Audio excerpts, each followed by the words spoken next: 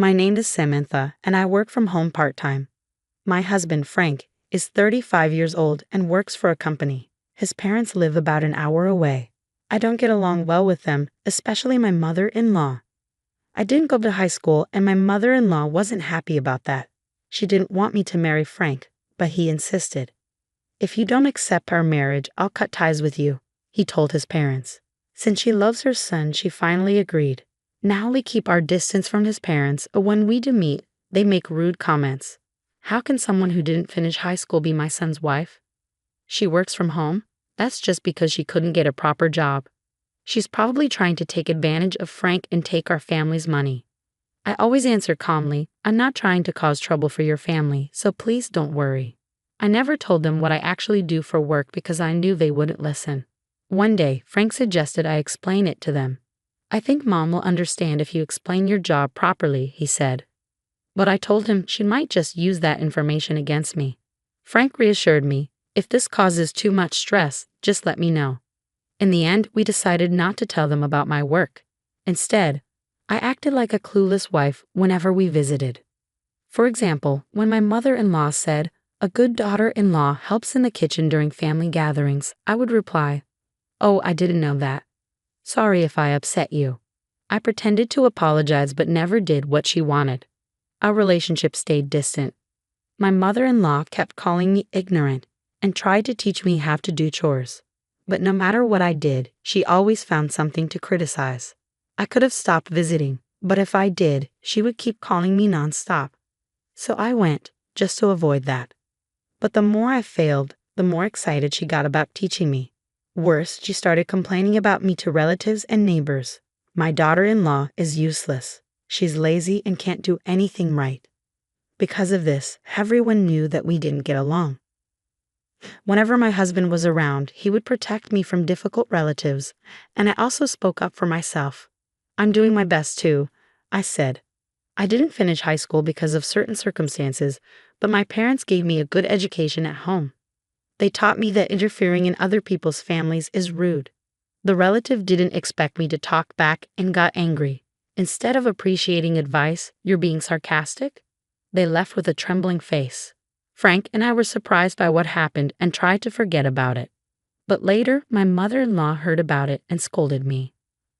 "I always thought you were unreasonable, but this is too much. I'll be reporting this to your parents." I replied calmly, "Are you planning to complain about my parents now too? They believe in handling their own matters, so they'll probably just laugh it off." She looked like she wanted to argue, but Frank stepped in. "Right now, Samantha is the one keeping us connected.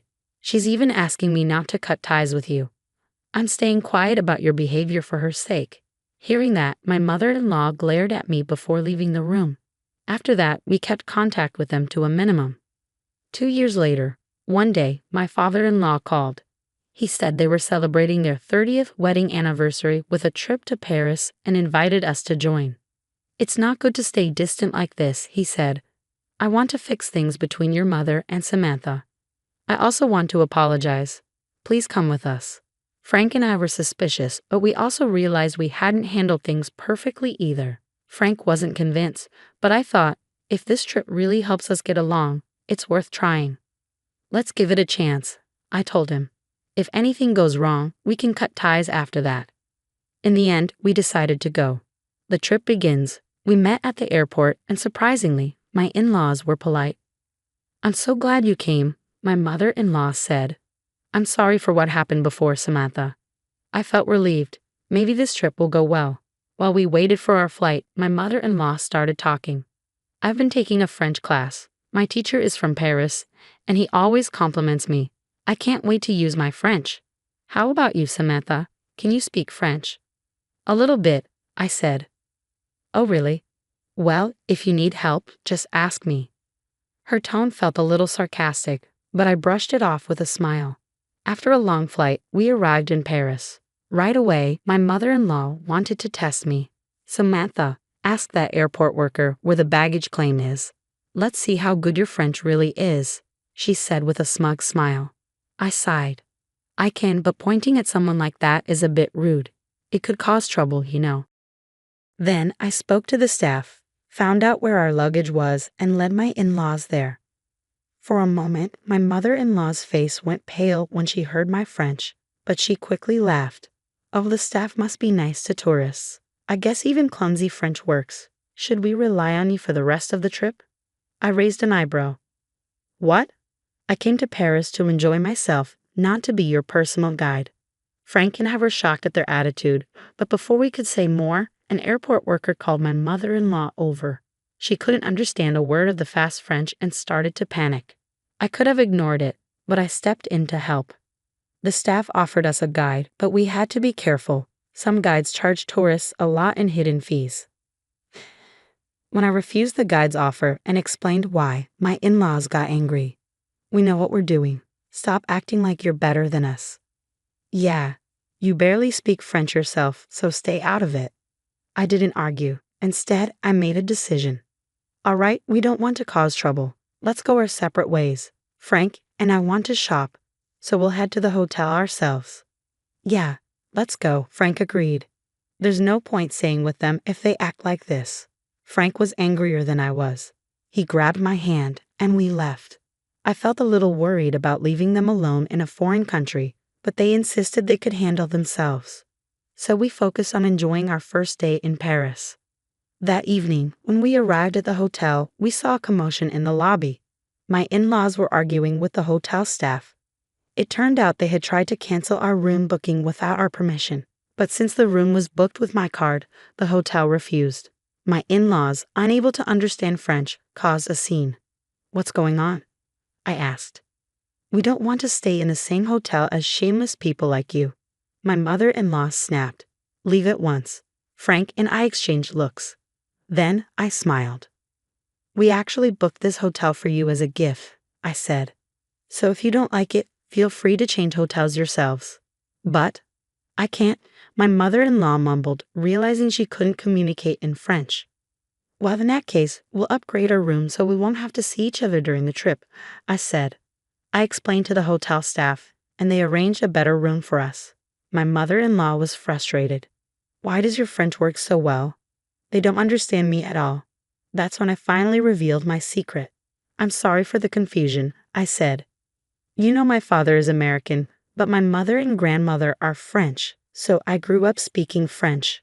My grandfather is from Spain, so I also speak Spanish. Oh, and I actually graduated from university. What? But you didn't even go to high school. Do you know what skipping grades means? I didn't attend high school, but I skipped ahead to university. Now, I work from home as a translator and interpreter for French and Spanish. I also self-taught myself Chinese and Japanese. As I finished explaining, the hotel staff told us our room was ready, and we walked away. My mother-in-law started shouting behind us. But I turned back and said, if you make too much noise, security might get involved. If that happens, I won't translate for you. Do you want to be banned from entering the country? That shut them up. When we got to our room, Frank bowed his head. Samantha, I'm really sorry. I had a bad feeling about this trip, but I never expected them to do something so awful. I don't want to deal with them anymore. I'm done. Let's cut ties for real this time. I smiled. No need to apologize. It's your family, so I'll follow your decision. We talked about the future, then spent the rest of our trip enjoying Paris, just the two of us. The last night. On our final night, we went to the hotel restaurant and saw something funny. My mother-in-law was trying to order food, but the waiter kept saying, "Please speak English." The staff was speaking in English, but my mother-in-law ignored him and kept trying to speak broken French. She couldn't pronounce anything correctly, so she never got her order. I felt bad for the staff but couldn't help laughing. I even recorded the moment. Then my father-in-law noticed us and walked over.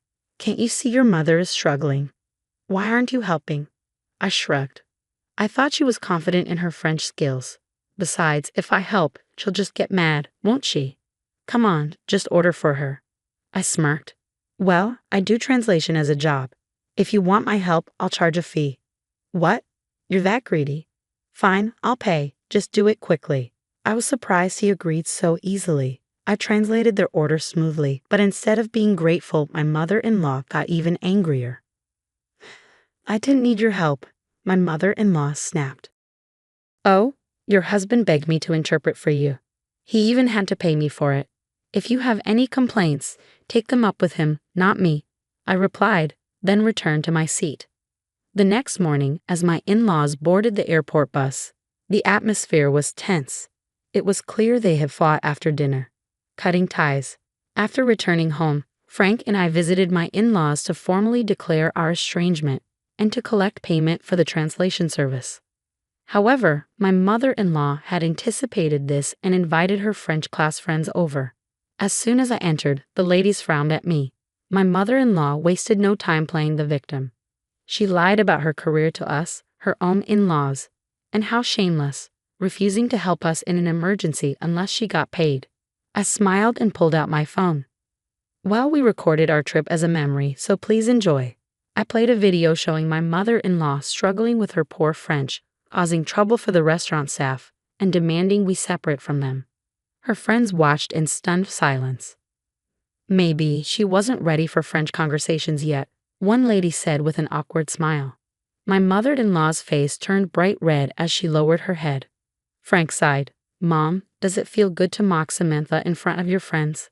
I'm done with you and Dad. Don't contact us again. Ever. Then he turned to my father-in-law. This is the fee for Samantha's interpretation services. She helped you despite everything, so it's only fair you pay her properly. Bye. Before I could say anything, Frank grabbed my hand and led me out of the house. The final straw, not long after, we received confirmation that the payment had gone through. But instead of leaving us alone, my father-in-law called, demanding I fix things with the family. I only have a middle school education, so I'm not good at negotiating these things, I replied vaguely, then blocked him. I have no idea what happened to them after that.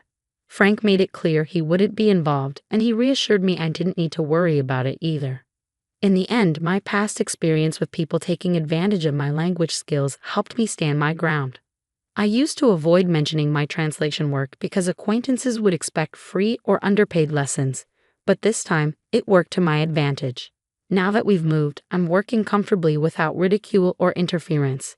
Maybe it's time to learn another language and expand my horizons even more. My name is Anna, and 6 years ago, I entered into marriage with Oliver, believing that we shared common dreams and goals. We moved into my lavish apartment situated on the highest floor of a skyscraper, boasting a view that never failed to leave me in awe. I was the head of the financial department at a trading company, and my career was advancing rapidly. Oliver's mother, Skylar, who lived close by, frequently visited us. From the start, she expressed her disapproval of my career-focused life. A woman's place is in the home, she would assert, her expression stern. According to her, I should be tending to my husband rather than pursuing a professional life. I maintained a polite facade, nodding along to Skylar's tirades about the responsibilities of a proper wife, although inwardly I seethed with frustration. I had been upfront with Oliver before we married that I intended to prioritize my career before we considered starting a family. He had been supportive at the time. However, as the years passed, I noticed Oliver's resolve softening under his mother's persistent influence. One evening, after a particularly demanding day at work, I returned home to find Oliver and Skylar deep in conversation at the dining table. The room fell silent upon my arrival, sending a shiver down my spine. Anna, Oliver began, his tone strained. We need to talk. My heart raced as I sat down, bracing for what was to come. Skylar spoke first. Anna, dear, we're concerned about you. All this work, it's not healthy. You're neglecting your home and your husband. When will you consider having children? Taking a deep breath to control my anger, I responded, Skylar, Oliver, and I decided to focus on our careers first, then think about children. Oliver shifted uneasily. Anna, maybe it's time to reconsider. We're not getting any younger, and Mom's right, the apartment's a mess, and I'm tired of takeout. I was stunned. Oliver, are you serious? We discussed this. You know how crucial my job is to me. Skylar interjected sharply. Is it more important than your family's? I stood abruptly, the chair screeching against the floor. My job is my contribution to our future, a future I thought you supported, Oliver. I stormed into our bedroom, locking the door behind me. As I lay there, staring at the ceiling, I sensed that this was only the beginning of my struggles. The next morning, I left for work before Oliver even woke up. Riding down in the elevator, I made a vow to myself not to let anyone, not even my husband, thwart my ambitions. I had invested too much to reach this point, and I was not about to relinquish my achievements. Arriving at the office early and leaving late became my routine, a testament to my resolve. My hard work did not go unnoticed. Later that day, my secretary informed me that the company president wanted to see me. Heart pounding, I made my way to his office. "Come in, Anna," Mr. Grayson greeted, his expression inscrutable. "Have a seat." As I perched on the edge of the leather chair, hands clasped nervously, he began, "I've been watching your work closely." His tone was serious, hinting at the unexpected discussions that lay ahead. I have to admit, I was overwhelmed with surprise and a sense of accomplishment when Mr. Grayson revealed the company's plans for expansion. We were to merge with a major firm from another city, and I was stunned by the news. I could hardly believe my ears when he announced his intention to promote me to lead a brand new department. Despite the excitement, he didn't mince words about the challenges ahead. The position would demand unprecedented dedication and effort, more than I had ever exerted. Contemplating the expectations of my loved ones and recalling the countless evenings I had spent analyzing financial reports, feeling a deep sense of fulfillment when my efforts contributed to the success of a project, I felt ready. "Absolutely, sir. I accept the position, and I assure you you won't be disappointed," I responded confidently. As I left the office, buoyed by a mix of anticipation and elation, thoughts of sharing this milestone with my partner spurred me on. I envisioned how this advancement could bring us closer to realizing our dreams of lavish homes and frequent global excursions. En route home, I stopped to pick up Oliver's favorite dishes from our preferred eatery, a bottle of champagne, and roses to mark this momentous occasion. Upon arriving, I found Oliver lounging casually, seemingly disinterested in the TV show blaring in the background. Eagerly, I announced my promotion, hoping to see joy in his reaction. Instead, his response was tepid, concerned more about the increase in my working hours than the opportunities this promotion might afford us. "Yes, it does mean more work, but think of the benefits. We could afford our dream house and travel as we've always wanted," I explained, trying to keep the mood light and hopeful. Oliver's reaction was a mix of frustration and sadness. He lamented the lack of time we spent together, questioning the future of our relationship if my career continued to dominate. His words stung, dampening the celebratory spirit I had carried home. In a mix of hurt and confusion, I pointed out the dinner I brought, hoping to salvage the evening as a celebration. Yet, the night ended with Oliver retreating to his office, leaving me alone amidst the remnants of what was supposed to be a joyous celebration. As I sat in the quiet of our living room, the weight of my choices pressed heavily upon me, making me question the true cost of my professional success. Determined to find a balance, I resolved to hire a housekeeper to manage household chores and prepare meals, hoping this might address some of Oliver's concerns about our home life. Satisfied with this decision, I felt a temporary relief, yet the deeper issues between us remained unaddressed, hinting at more significant decisions and changes that lay ahead. 3 weeks after deciding to hire help, I returned home to a remarkably clean apartment and the comforting smell of a home-cooked meal wafting through the air. I was filled with a quiet satisfaction, anticipating Oliver's delight at the change. As soon as he entered and noticed the transformed space, I eagerly explained, "I hired a housekeeper. She takes care of cleaning and cooking," hoping it would ease things for us both. However, instead of the appreciation I expected, I saw his expression darken. "This is your solution? To hire someone else to fill in for you?" Oliver challenged, his words cutting through my excitement. "That's not fair, Oliver," I protested, feeling a mix of frustration and hurt. "I'm trying to find a balance here." "Balance," he scoffed. "Is this what you call balance? Finding a replacement for yourself at home? What's next, Anna?" I was stung by his harsh words, feeling as if he had indeed slapped me. "How dare you?" I hissed, my voice sharp with indignation. "I'm doing everything I can to improve our life together, and this is your response?" Without another word, Oliver stormed out, the door slamming shut behind him. I was left standing in our pristine kitchen, surrounded by the silent echoes of our confrontation and a dinner growing cold. In the following days, our communication dwindled to nearly nothing. I immersed myself in the demands of the upcoming corporate merger, finding solace in the familiarity of financial reports over the turmoil at home. Then, on a Saturday, I managed to keep free from work, and I attempted a new approach. I spent the morning preparing Oliver's favorite dishes, set our table with the finest china, and dressed in the gown he had gifted me on our last anniversary. When Oliver arrived, I greeted him with a hopeful smile, suggesting a quiet dinner for just the two of us. He paused, studying me for a moment, and then nodded. My heart fluttered with tentative hope. Perhaps this could be a new beginning. But just as we were about to start the meal, the doorbell rang. Puzzled, I answered it to find Skylar, a family friend, standing there. I was in the neighborhood and thought I'd drop by, she said breezily, brushing past me into the apartment. As Skylar made herself at home, monopolizing the conversation with pointed remarks about my domestic efforts and supposed lack of maternal instincts, my planned intimate dinner quickly devolved into an awkward family gathering. You know, Skylar said, refilling her wine glass, in my day, a woman knew her place was at home. We took pride in taking care of our husbands and raising our children. I excused myself under the pretext of fetching dessert, but leaned against the kitchen counter instead, my spirit deflating. Skylar's voice carried from the dining room, suggesting Oliver needed to talk some sense into me about prioritizing family over career. As I stood there, the weight of her words and the strain of our marital tensions overwhelmed me.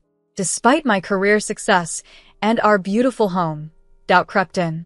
Had I made a grave mistake in how I balanced my life? Was the price of my ambition higher than I had anticipated? These thoughts haunted me as I prepared to face the evening, my heart heavy with uncertainty. Walking into the living room after a long day, I was taken aback by the unexpected sight before me. Scattered across the floor were baby clothes, tiny onesies, miniature socks, and even a small pair of shoes. My voice shook as I called out, "Oliver, what's all this?" Oliver appeared from the bedroom, his expression unreadable. "Oh, Mom brought those over," he explained casually. "She thought it might help you get in the mood." Confused, I picked up a small t-shirt, my hands trembling slightly. In the mood for what, exactly? For starting a family, of course, Oliver replied as if it were the most natural conclusion. "Anna, we're not getting any younger. It's time we seriously considered having children." I spent the rest of the evening silently organizing the baby's clothes, my mind in turmoil. Doubts crept in. Was I being selfish? Was my ambition putting my marriage at risk? The next morning, I woke to find more baby items strategically placed around our apartment. A rattle on the coffee table, a baby book on my nightstand, and a high chair in the kitchen. Skylar's doing. As the days passed, these items seemed to multiply, each new addition transforming our apartment into an impromptu nursery, whether I liked it or not. One evening, I returned home to find Skylar lounging on our couch, flipping through a parenting magazine. Her smile was strained as she greeted me. "Oh, Anna dear, I hope you don't mind. Oliver said I could wait for him here." I nodded, barely concealing my irritation, and retreated to the bedroom to change. When I returned, Skylar was gazing out at the city skyline. "You know, Anna," she began, not turning to face me, "a view like this is wasted on just two people. Imagine a child toddling up to this window, their little hands pressed against the glass, eyes wide with wonder." My headache intensified. "Skylar, I appreciate your concern, but Oliver and I will decide when we're ready for children." She turned sharply, her gaze piercing. "And when will that be, Anna? When you've worked yourself into an early grave? When it's too late?" Before I could respond, Oliver entered, his arms laden with groceries.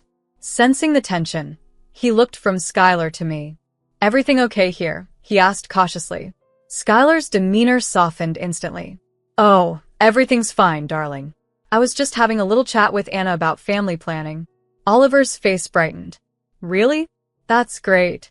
I knew you'd come around, Anna." Feeling cornered and outnumbered, I grabbed my coat. "I need some air," I mumbled, rushing out of the apartment. A few weeks later, my return from work was met with another shocking scene. Skylar, in fluffy pink pajamas, was wandering our living room. "What's going on here?" I demanded, my voice rising. Oliver emerged from the kitchen, his stance defiant. "I've decided that Mom is going to live with us. You're always at work, always away. I'm tired of being alone." I was stunned.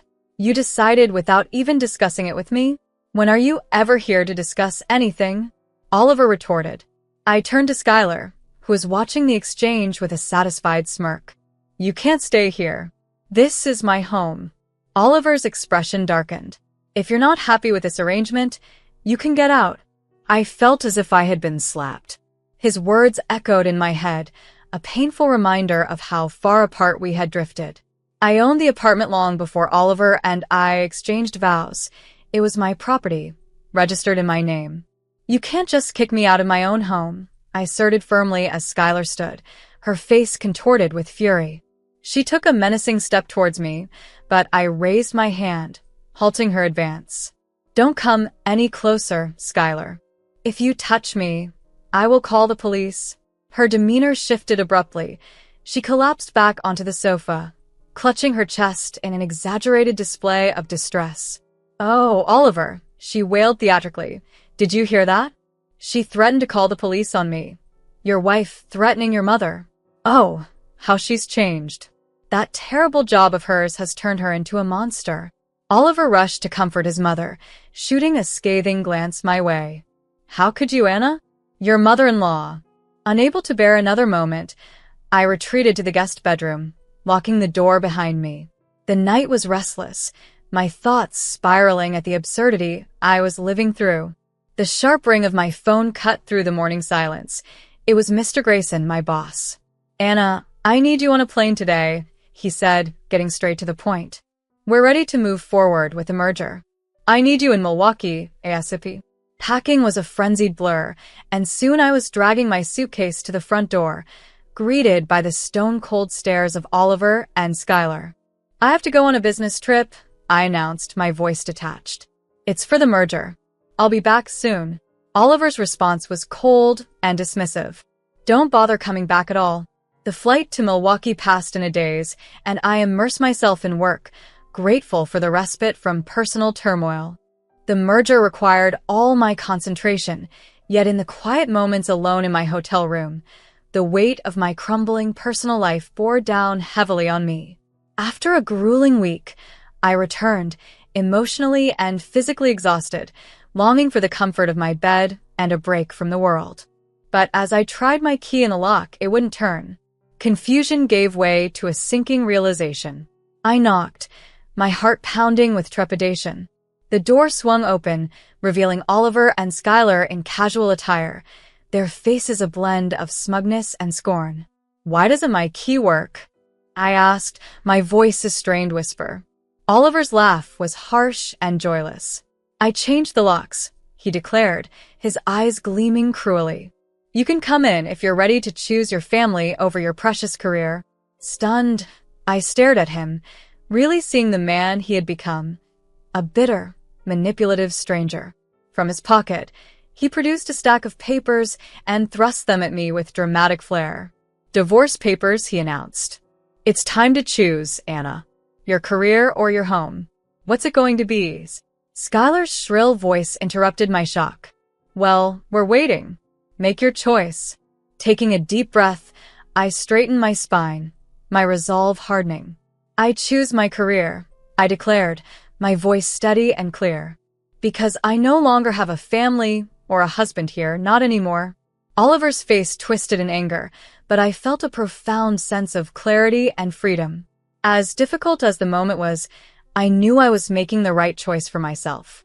As Oliver thrust the pen into my hand, I signed the divorce papers right there in the hallway, a mixture of shock and resolve setting into my every move.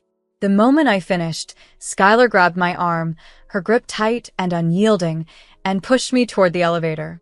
"Good riddance," she spat venomously as the door slammed shut behind me. Left alone in the hallway, Staring at the closed door of what was once my sanctuary, an unexpected laugh escaped me. It bordered on hysteria.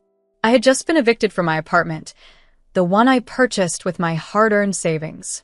Exhausted and unwilling to cause a scene, I collected my suitcases and headed to a nearby hotel to gather my thoughts. A few hours later, my phone rang. It was Lydia, the realtor, who had helped me buy my apartment. "Anna, how are you holding up?" she asked, her voice laced with concern. "I've been better," I replied, feeling the weight of the day crushing down on me. "Why do you ask?" Lydia hesitated before continuing. "I've seen Oliver's posts on social media. He's saying some pretty nasty things about you." A knot formed in my stomach. "What kind of things?" "He's calling you a soulless careerist who destroyed your family for your job.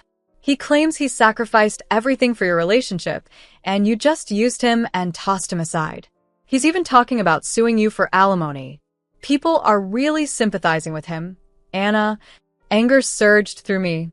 "That's not what happened at all." "I didn't think so," Lydia said. "Want to tell me your side?" After I shared the events of the past week, Lydia was silent for a moment. Then, with a soft sigh, she said, "Oh, Anna, I'm so sorry you're going through this. Listen, I'm going to set the record straight with our friends and colleagues. People need to know the truth." I thanked her, feeling a lump form in my throat. Her support meant everything at that moment. As I hung up, my emotions were a whirlwind of anger, gratitude, and determination. Oliver might have taken my home for now, but I resolved not to let him tarnish my reputation or my dignity. Just then, my phone vibrated with an incoming call from Mr. Grayson, my boss. His voice was serious, a tone I seldom heard from him.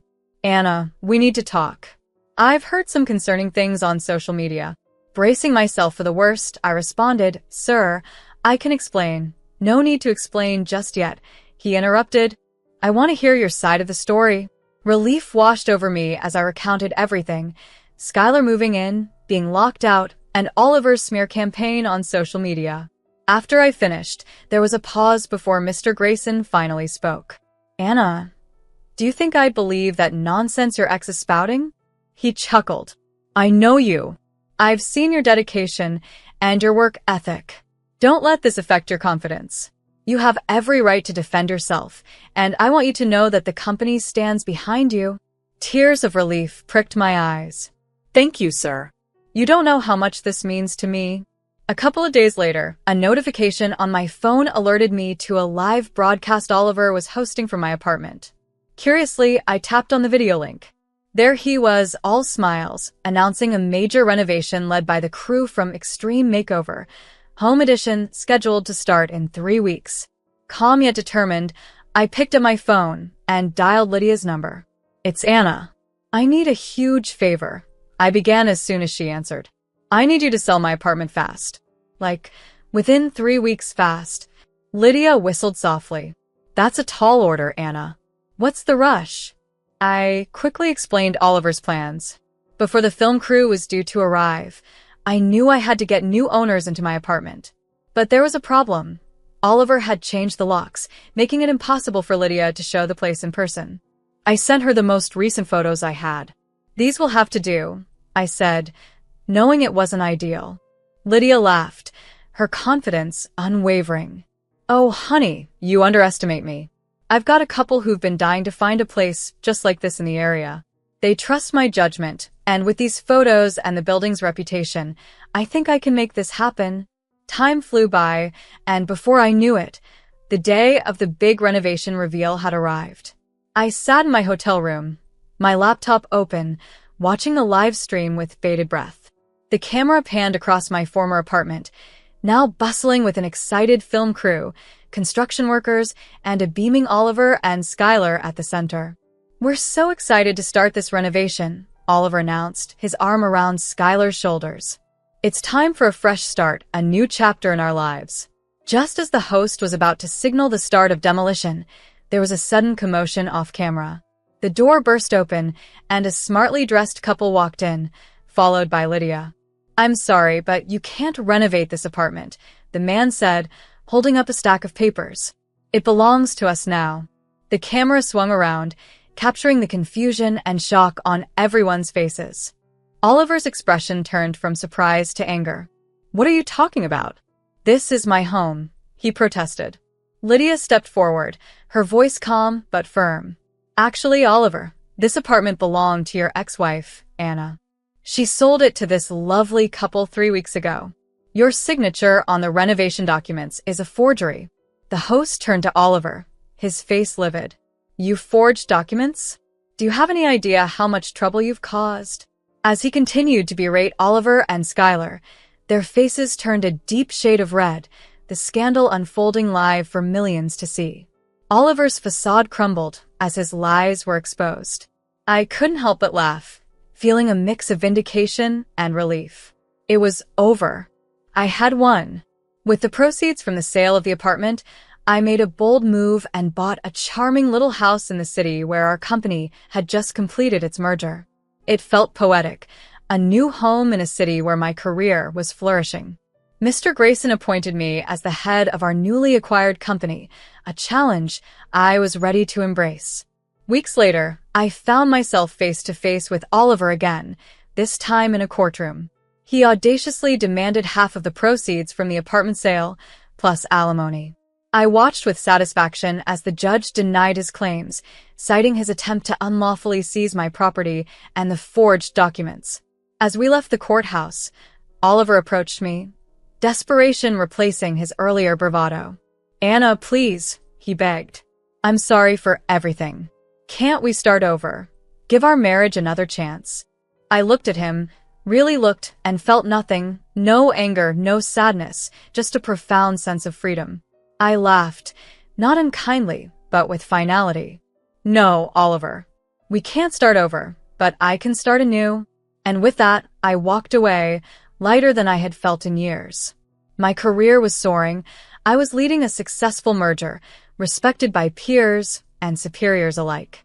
I had a beautiful new home, one that was truly mine, symbolizing a fresh start and new beginnings.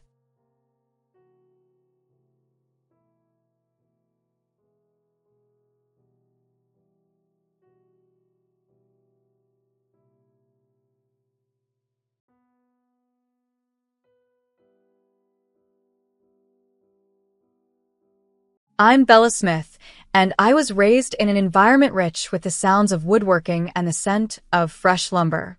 My father, Henry Smith, owned a family-run business that specialized in crafting handmade furniture, and my mother, Angela, complemented his artistic endeavors by managing the business aspects. She was often found in her home office, meticulously handling the finances and client communications, emphasizing to our clients that quality craftsmanship requires time. Growing up under the watchful eye of my grandfather's portrait, I was constantly reminded of our family's legacy. My father often spoke of how his father and his father before him had built the business from the ground up, instilling in me the importance of preserving this heritage. Although as a child I was more preoccupied with school and friends, this sense of responsibility began to resonate with me more deeply as I grew older. By the time I reached my 20s, I had started to engage more with the family business, spending summers learning the ropes in the workshop. Despite harboring personal ambitions of perhaps pursuing a career in law or medicine, I felt a growing connection to my family's craft. However, around the time I graduated from college at 24, I sensed a shift at home. My father seemed unusually preoccupied, spending more time in his office, and my mother's demeanor had shifted from her usual upbeat self to one of concern.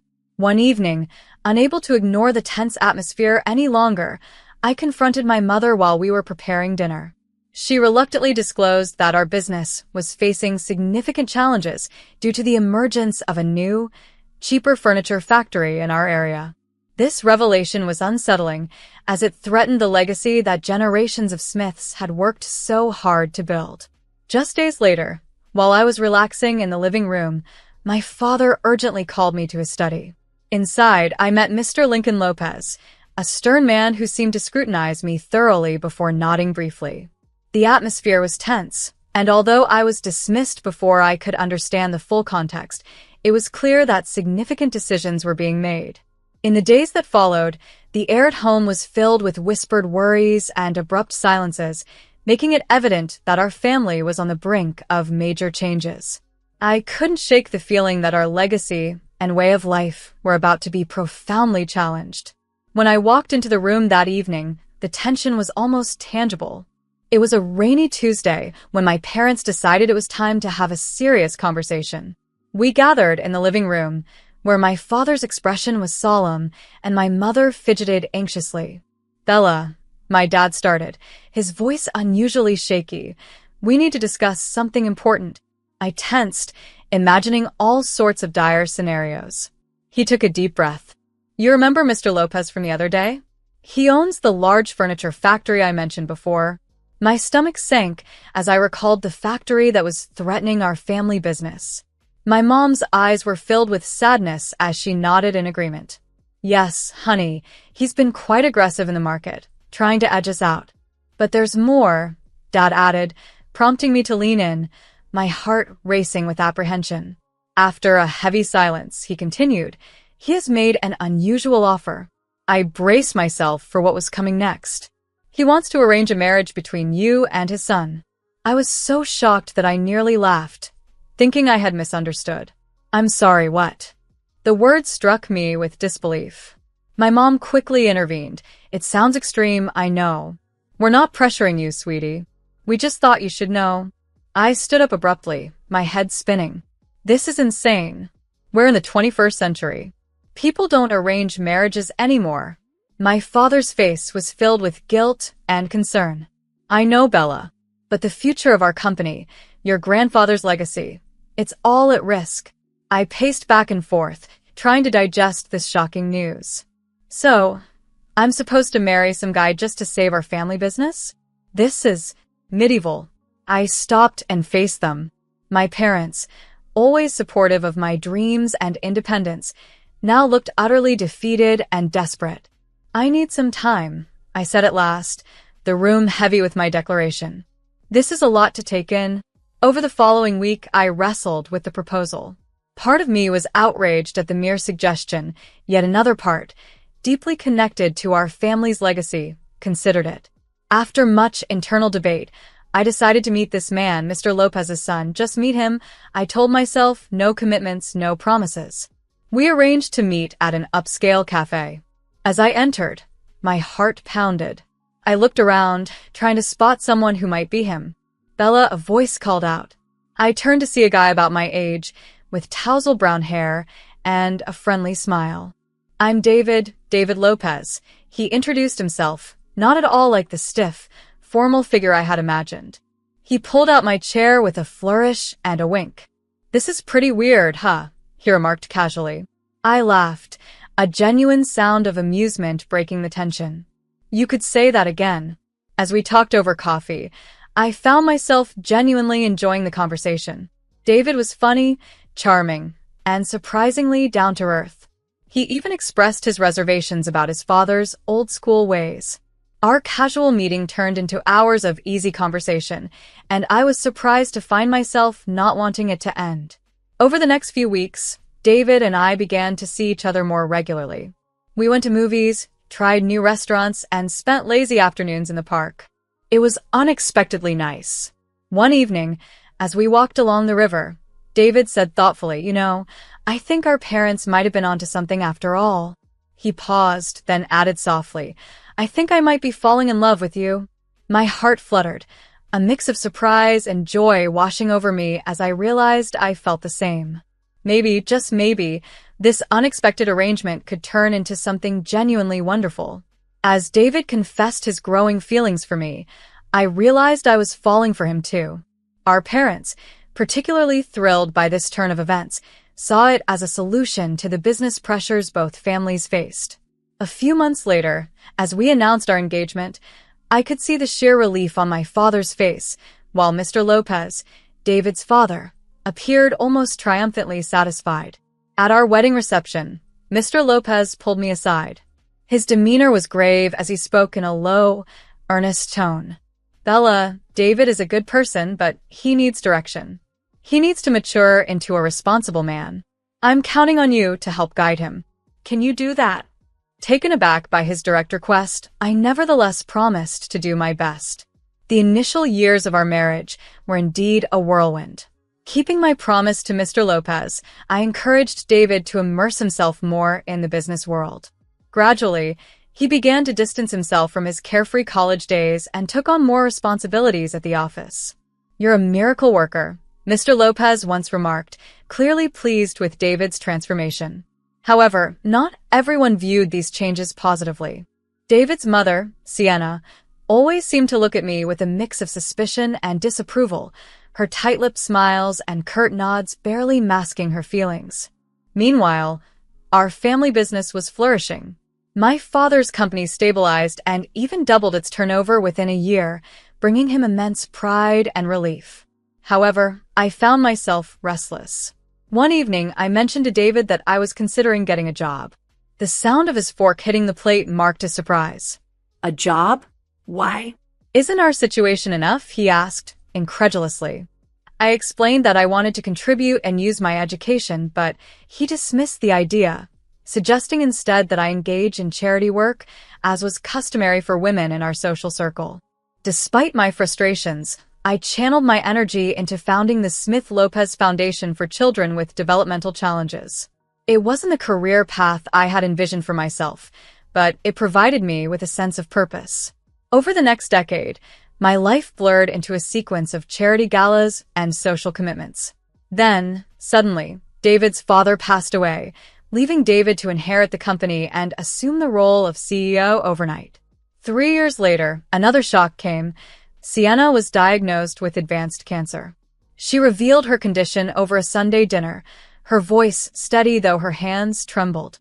David immediately suggested placing her in a specialized care facility, but she adamantly refused, insisting on staying in her home.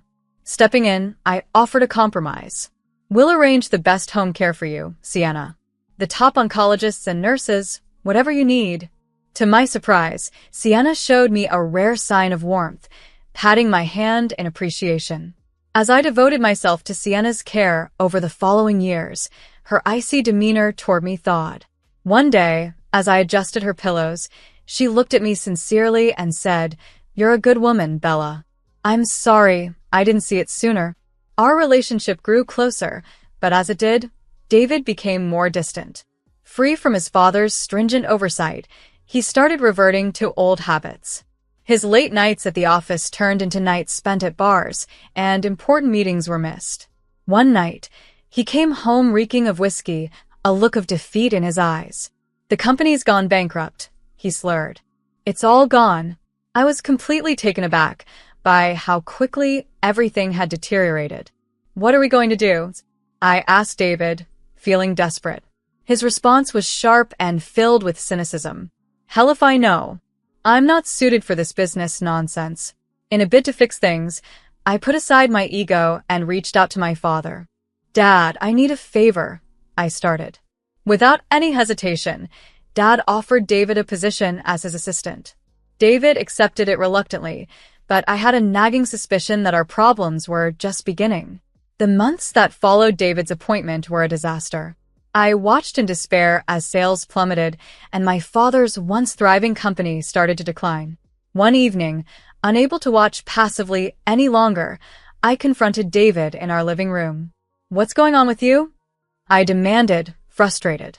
"This job was supposed to be your lifeline, yet you're treating it like it's a nuisance." David's laugh was bitter again. "A lifeline? Please, I'm just biding my time until I can get out of here." I was stunned by his coldness. "What do you mean?" His reply was chilling. "Once my mother passes away, I'll sell everything. Then I'm leaving." I felt a punch to my gut. "How can you be so cold? She's your mother." His disdain was palpable. "She's a burden," he retorted, "and this job is beneath me. I was a CEO, not some errand boy." My anger flared. "You ungrateful jerk. My father gave you a chance when you were at rock bottom, and this is how you repay his kindness. Meanwhile, I've been here, taking care of everything while you wallow in self-pity." I stormed out of the room, furious. In the hallway, I bumped into Sienna, whose expression showed she had heard everything. For a moment, we just looked at each other, and then she reached out, and took my hand. Her touch was silent, but supportive. I squeezed her hand back, fighting back tears. Weeks went by with an uneasy tension until one gray Tuesday morning, my world collapsed. A police officer informed me that my parents had died in a car crash. I was numb, moving through the funeral preparations like a ghost, overwhelmed by loss. Throughout it all, David remained aloof, not once offering support. He didn't even attend the funeral. As I watched my parents' caskets being lowered, a mix of grief and anger surged within me. After leaving the cemetery, I called our company's secretary. "Is David at the office?" I asked. There was a pause. "Yes, he's in your father's office," she replied softly, her voice full of sorrow. Angered and still in my funeral attire, I drove straight to the company. Bursting into my father's office, I found David nonchalantly sitting in my father's chair, feet on the desk. "What the hell do you think you're doing? Get out of my father's chair now," I yelled. His response was dismissive, infuriating me further. "Your father's chair? I think you mean my chair," he retorted smugly. Attempting to reason with him, I pleaded, "David, please, this isn't right. My father just died." He banged his hand on the desk, silencing me. Enough. I'd had enough of David's manipulations. "I'm finished with your moral lectures, Bella. Your constant nagging and improvements have made my life miserable," he declared with a sneer. I was shocked. "What are you talking about?" I managed to say, but he just snarled back. "You heard me. You've been trying to change me since the day we married." "Well, surprise, I never loved you. I only married you because my father made me." His cruel words struck me deeply, and I staggered back, reeling from the impact. David's expression turned cunning. "Oh, and you might find this interesting. This company, valued at about $42 million, now belongs to me as the deputy director." I whispered in disbelief. "You can't do that." He smirked, raising an eyebrow. "Can't I? I control all the passwords and account access. I'm in charge now, Bella, and there's nothing you can do about it." To my horror, he turned to the computer and started transferring company funds to his account. "Stop it," I yelled, rushing to intervene, but he shoved me away. "If you don't like it, there's the door." He then flung a folder at me. It was a set of divorce papers. "Your choice," he said coldly. I caught the folder automatically, my mind spinning from the shock. But looking at David, this stranger who had replaced my husband, I knew I had to leave. Without a word, I left the office and drove directly to the office of Mr. Asher, my father's lawyer and close confidant. He greeted me with solemn eyes. "Your father anticipated something like this might happen," he said as he handed me an envelope. It contained my father's will and a letter. With trembling hands, I read it, tears streaming down my face. The business was mine, and David had been officially terminated 3 weeks before my father's death. The letter was heartbreaking. "My dearest Bella, if you are reading this, I am no longer here. I regret pushing you into this marriage and not seeing David for who he truly was. You deserve so much better. The company is yours now. Make it thrive again. Please divorce that worthless man. Live your life and be happy. That's all I ever wanted for you. I love you always, Dad." Resolved and empowered, I looked up at Mr. Asher. "Please file these divorce papers immediately," I instructed. Heavy-hearted yet determined, I returned to the house that no longer felt like home. Inside, it seemed colder, emptier. I found Sienna, frail and wrapped in a blanket, in the living room. "Sienna," I began gently, "I need to tell you something. David and I are getting a divorce. I'm leaving." To my surprise, tears filled her eyes. "Take me with you, Bella, please," she pleaded. Stunned yet moved by her request, I was about to agree when the front door burst open. David stormed in, rage contorting his features. "You," he bellowed at me. "What did you do?" "The company accounts are blocked. I can't access anything." I stood firm, facing him with newfound strength. "The company isn't yours, David. My father left it to me, and I've signed the divorce papers. We're no longer married. You have no claim to anything here." David's face flushed a deep red, his eyes then shifting to Sienna, who was quietly preparing a small bag. "What are you doing, Mom?" he demanded. Sienna met his gaze with a calm steadiness. "I'm going with Bella," she declared. For a moment, David was too shocked to respond, the reality of his new situation slowly dawning on him. David erupted with fury, hurling insults at Sienna. "You ungrateful trash," he yelled. "After everything I've done for you." His words stung, but he was unrelenting. "Fine, get out. Both of you. I'm better off without either of you." And so, we left, moving into the house where I grew up. Taking over the company was a massive undertaking. Night after night, I sat up reviewing financial reports, determined to preserve my father's legacy. I brought Daisy, my father's trusted secretary, on board as my assistant. Her deep understanding of the company's operations was invaluable. Gradually, I regained control, and the company began to prosper again. We even expanded the charitable initiatives through our foundation. 3 years later, Sienna's health began to decline significantly. I reduced my work hours to care for her, ensuring her last days were as comfortable as possible. One quiet autumn morning, she passed away peacefully while I held her hand. I felt a profound gratitude for the time we had spent together. I arranged a beautiful funeral to honor her, sparing no expense. David, predictably, didn't appear. A few weeks after Sienna's funeral, I received a call from Mr. John, the Lopez family notary, asking me to attend the reading of Sienna's will. When I arrived at the notary's office, my heart skipped a beat. David was there, smug as ever, with a young woman on his arm. He sneered at me. "Well, if it isn't the grieving widow," he mocked. "Don't worry, this won't take long. I'll be taking my mother's money and treating my lovely Georgia here to a well-deserved vacation." I ignored his taunts and took a seat away from them. Mr. John began the reading, silencing the room. As the notary read through the will, David's smirk widened. But then, a sentence cut through the tension. "I, Sienna Lopez, being of sound mind, hereby bequeath all my assets, including my house and savings, to Bella Smith." The room fell silent. David's face dropped as Mr. John continued. "It is my wish that Bella uses these assets to further support the charitable foundation for children with developmental problems, which she has passionately championed." Tears welled up in my eyes. Even in death, Sienna was showing her love and support. David erupted again. "This is ridiculous. She must have manipulated my mother. Bella, you fraud. You've ruined my life, and now you're stealing my inheritance." His companion looked bewildered. "Wait, you mean you don't have any monies?" As she gathered her belongings, David's pleas fell on deaf ears. "Georgia, baby, I can explain," but she was already leaving. David turned his anger back towards me. "You'll pay for this, Bella." "I'll contest the will." Mr. John interrupted calmly. "I'm afraid that won't be possible, Mr. Lopez. Your mother's will is ironclad. She was of sound mind when she made these decisions, and I was witness to it." Defeated, David's resolve crumbled, and he left the office a broken man.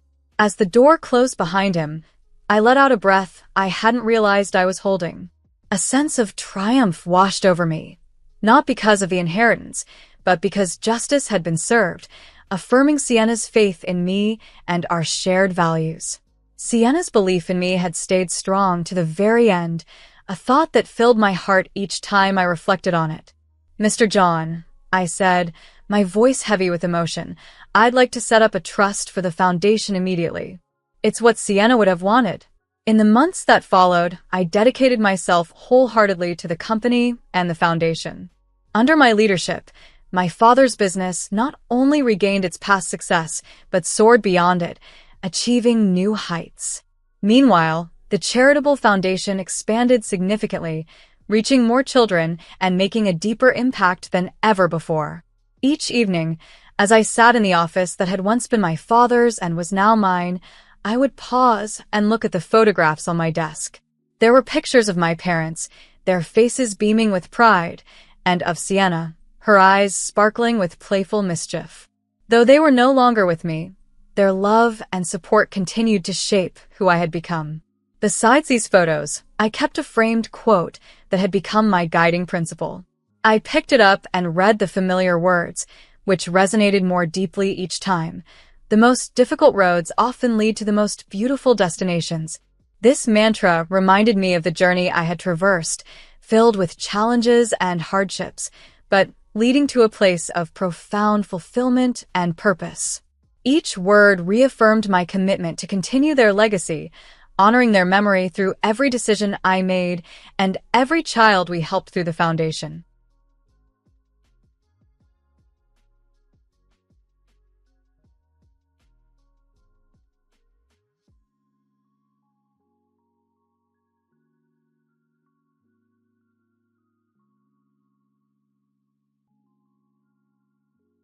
My name is Ezra, and looking back over the past year, I realized just how much my life has transformed, far beyond anything I could have imagined. It's almost amusing now, reflecting on the innocence with which I once viewed what I believed to be my idyllic marriage. 3 years ago, at the age of 29, I tied the knot with Trey. We appeared to be the ideal couple.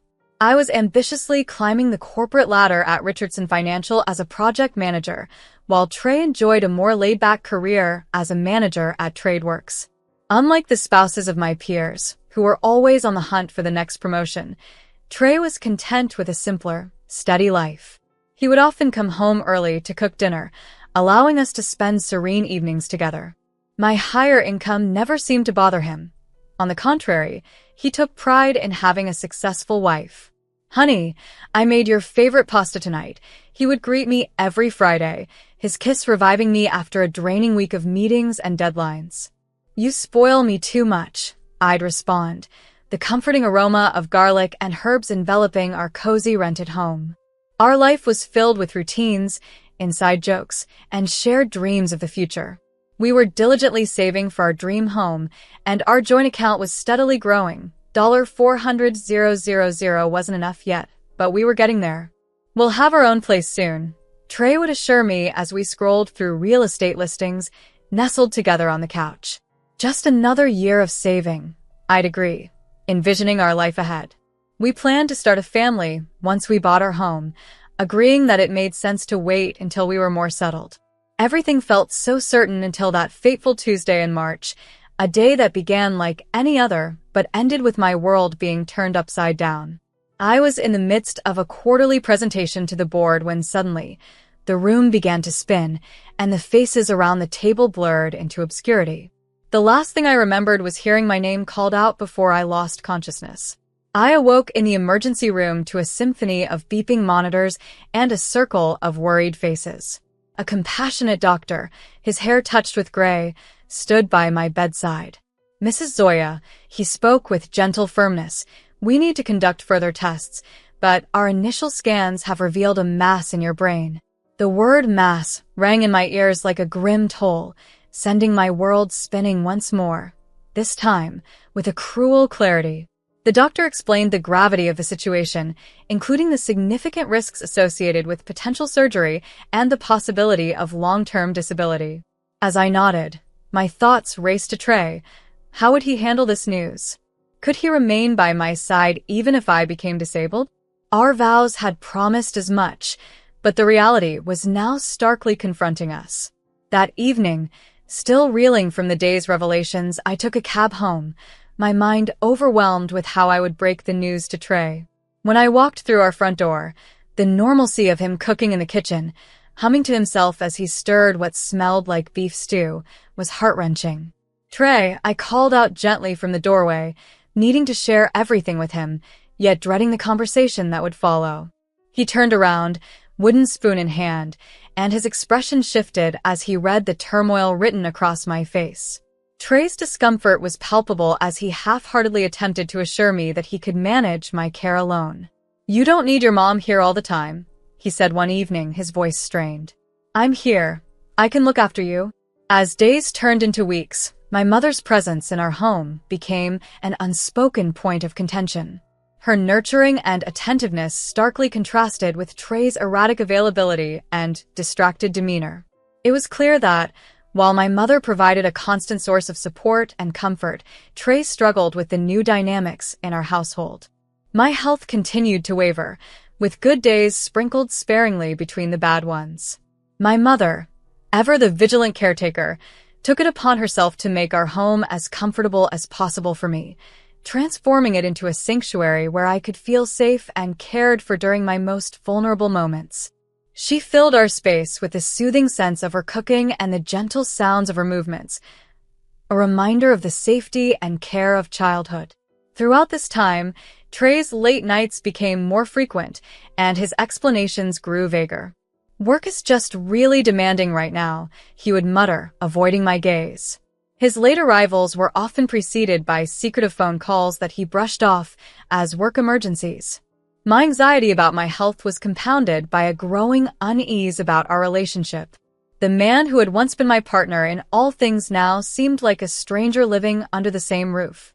One particularly difficult night, after a painful bout of symptoms, I found myself longing for the reassurance of my earlier life with Trey. "Remember how we used to plan our future?" I asked him as we sat awkwardly across from each other in our dimly lit living room. "Does any of that still seem possible to you?" He looked at me, his expression a mix of confusion and sorrow. "I'm just trying to keep everything afloat, Ezra. I don't know how to plan for a future when I'm not even sure what tomorrow will bring." His words stung, but they opened a door to a conversation that had been long overdue. We talked late into the night about our fears, our hopes, and the practicalities of dealing with my illness. It was a raw, painful discussion, but necessary. It helped bridge the growing gap between us, shedding light on Trey's fears of inadequacy and loss, which he had been carrying alone just as I had been with my health anxieties. As we confronted our new reality together, it became clear that navigating this journey would require both of us to be present, not just physically, but emotionally and mentally as well. The path forward wasn't certain, and it was fraught with challenges, but facing them as a team, perhaps with my mother's help for a little while longer, seemed the only way to hold on to the life and love we had built together. As Trey's presence in our home dwindled further, he justified his long absences with a curt, "I'm working for us, Ezra."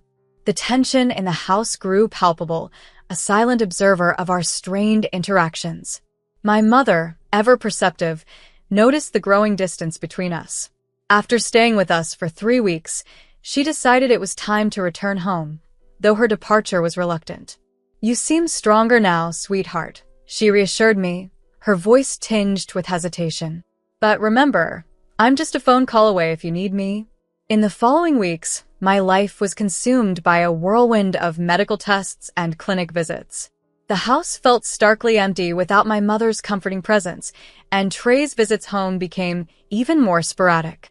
Yet, I clung to a thread of hope, focusing on my health and the possibility of receiving good news. That hope was not in vain. During my next medical appointment, the atmosphere was unusually light. My doctor, wearing a broad smile, delivered the news I had longed to hear. "Mrs. Zoya, I have good news," he announced, his eyes reflecting genuine relief. "The tumor is benign, and it's located in an area where we can safely operate with minimal risk of complications." Overwhelmed with relief, tears streamed down my face. There was a real, tangible hope. Eager to share this incredible turn of events with Trey, I imagined how this news might restore some normalcy to our lives, perhaps easing the unspoken burdens and the peculiar behavior he had been exhibiting, which I attributed to stress about my health. I left the hospital practically floating on air, deciding to surprise Trey at home before he left for work. As I quietly approached our front door and inserted the key into the lock, I heard Trey's voice inside, his tone fraught with frustration, a stark contrast to the joy in my heart. He wasn't expecting anyone home, and his words poured out unchecked. "I can't take it anymore, Corey. You don't know what it's like living with her," he complained bitterly. "The constant smell of medicines, her sickly appearance, it's just unbearable." My heart sank as I listened, frozen in place. Trey continued, oblivious to my arrival. "I know, but you should see her now. She's nothing like the woman I married. Always weak, always complaining about headaches. I'm too young to be playing nurse to an invalid." Each word struck me like a physical blow, the pain compounded by the stark contrast to the hope I had just been granted. Yeah, the money situation is being handled. We've got quite a bit in savings. Look, I'll figure something out. I just need to get out of this situation before she gets worse. My hand, still on the doorknob, trembled as I pushed the door open, stepping into full view. Trey spun around, his face blanching as he saw me. He fumbled with his phone, muttering, "I'll call you back," before ending the call. What was that all about? I managed to ask, my voice steadier than I felt. For a moment, Trey just stared, caught off guard. Then, as if resigning to the exposed truth, his expression hardened. "Well, I guess you heard everything," he admitted, squaring his shoulders as though bracing for a confrontation. "Maybe it's better this way. We need to talk." "What about?" I asked, though the sinking feeling in my gut told me what was coming. "I want a divorce, Ezra. And I want half of our savings," he stated matter-of-factly, as if discussing something as mundane as the weather. "Let's be realistic. You're sick, and I'm not going to spend the best years of my life taking care of an invalid. I need someone young and healthy. I deserve that." His words hung heavy in the air, a cruel juxtaposition to the life-changing, hopeful news I had just received from my doctor. As I stood there, absorbing the sharp sting of his words, the reality of our crumbling marriage set in, overshadowed by the unexpected promise of recovery and a future, perhaps a different future than the one I had originally envisioned. Standing there, facing Trey, it dawned on me that this was never about my illness. It was a revelation of his true character. "We need to finalize this quickly," he pressed, gaining confidence from my subdued demeanor, "before your surgery. I'm not risking being legally bound to someone who might become disabled." "Fine," I replied quietly, surprising myself with the calm acceptance in my voice. "I agree to the divorce." He looked taken aback, probably expecting an emotional plea instead. "Good," he said, regaining his composure. "I'll stay at a hotel tonight and won't be here anymore. I'll come back tomorrow to pack my things." "That's probably best," I responded, my voice hollow as the weight of the moment settled around me. Without another word, Trey grabbed his jacket and wallet, not bothering to pack anything else, and paused at the door. He seemed on the verge of saying something more, but then shook his head and left. Alone in the silence of our living room, I felt the stark reality of our ending marriage envelopes me. After hours of just standing there, I resolved to start packing his things myself. The thought of seeing him again was unbearable. As I moved through the house, collecting his belongings, my gaze fell on his laptop, left open on the dining room table. Although I'd never been one to snoop, curiosity overcame me, and I looked at the screen. What I discovered sent a shock through my body, forcing me to grasp the back of a chair for support. The screen displayed a series of intimate messages between Trey and Corey. As I scrolled through their conversation, my stomach churned with each word.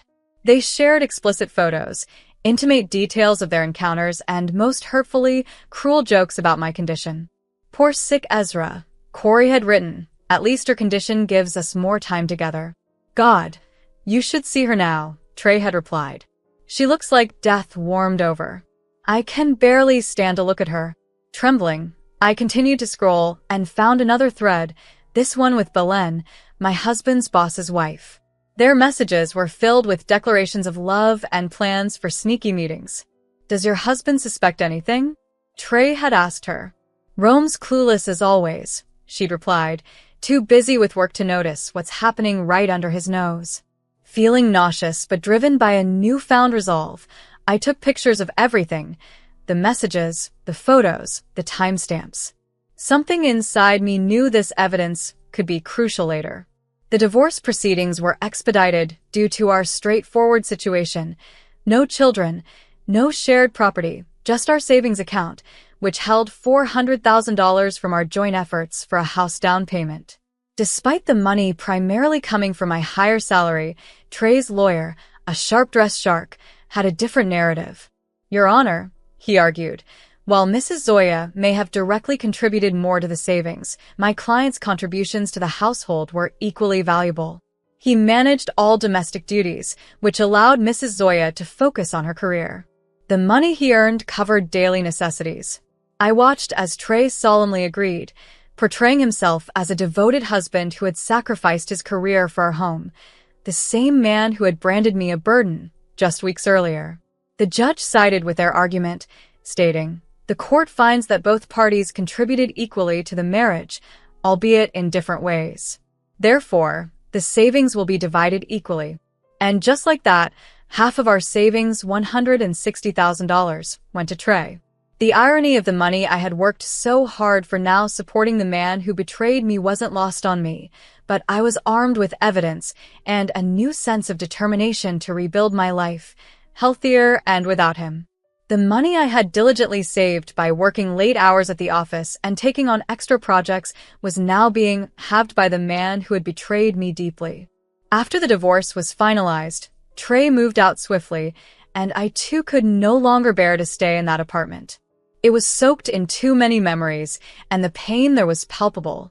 My mother, ever my sanctuary, welcomed me back with the same open arms she had extended to me as a teenager dealing with my first heartbreak.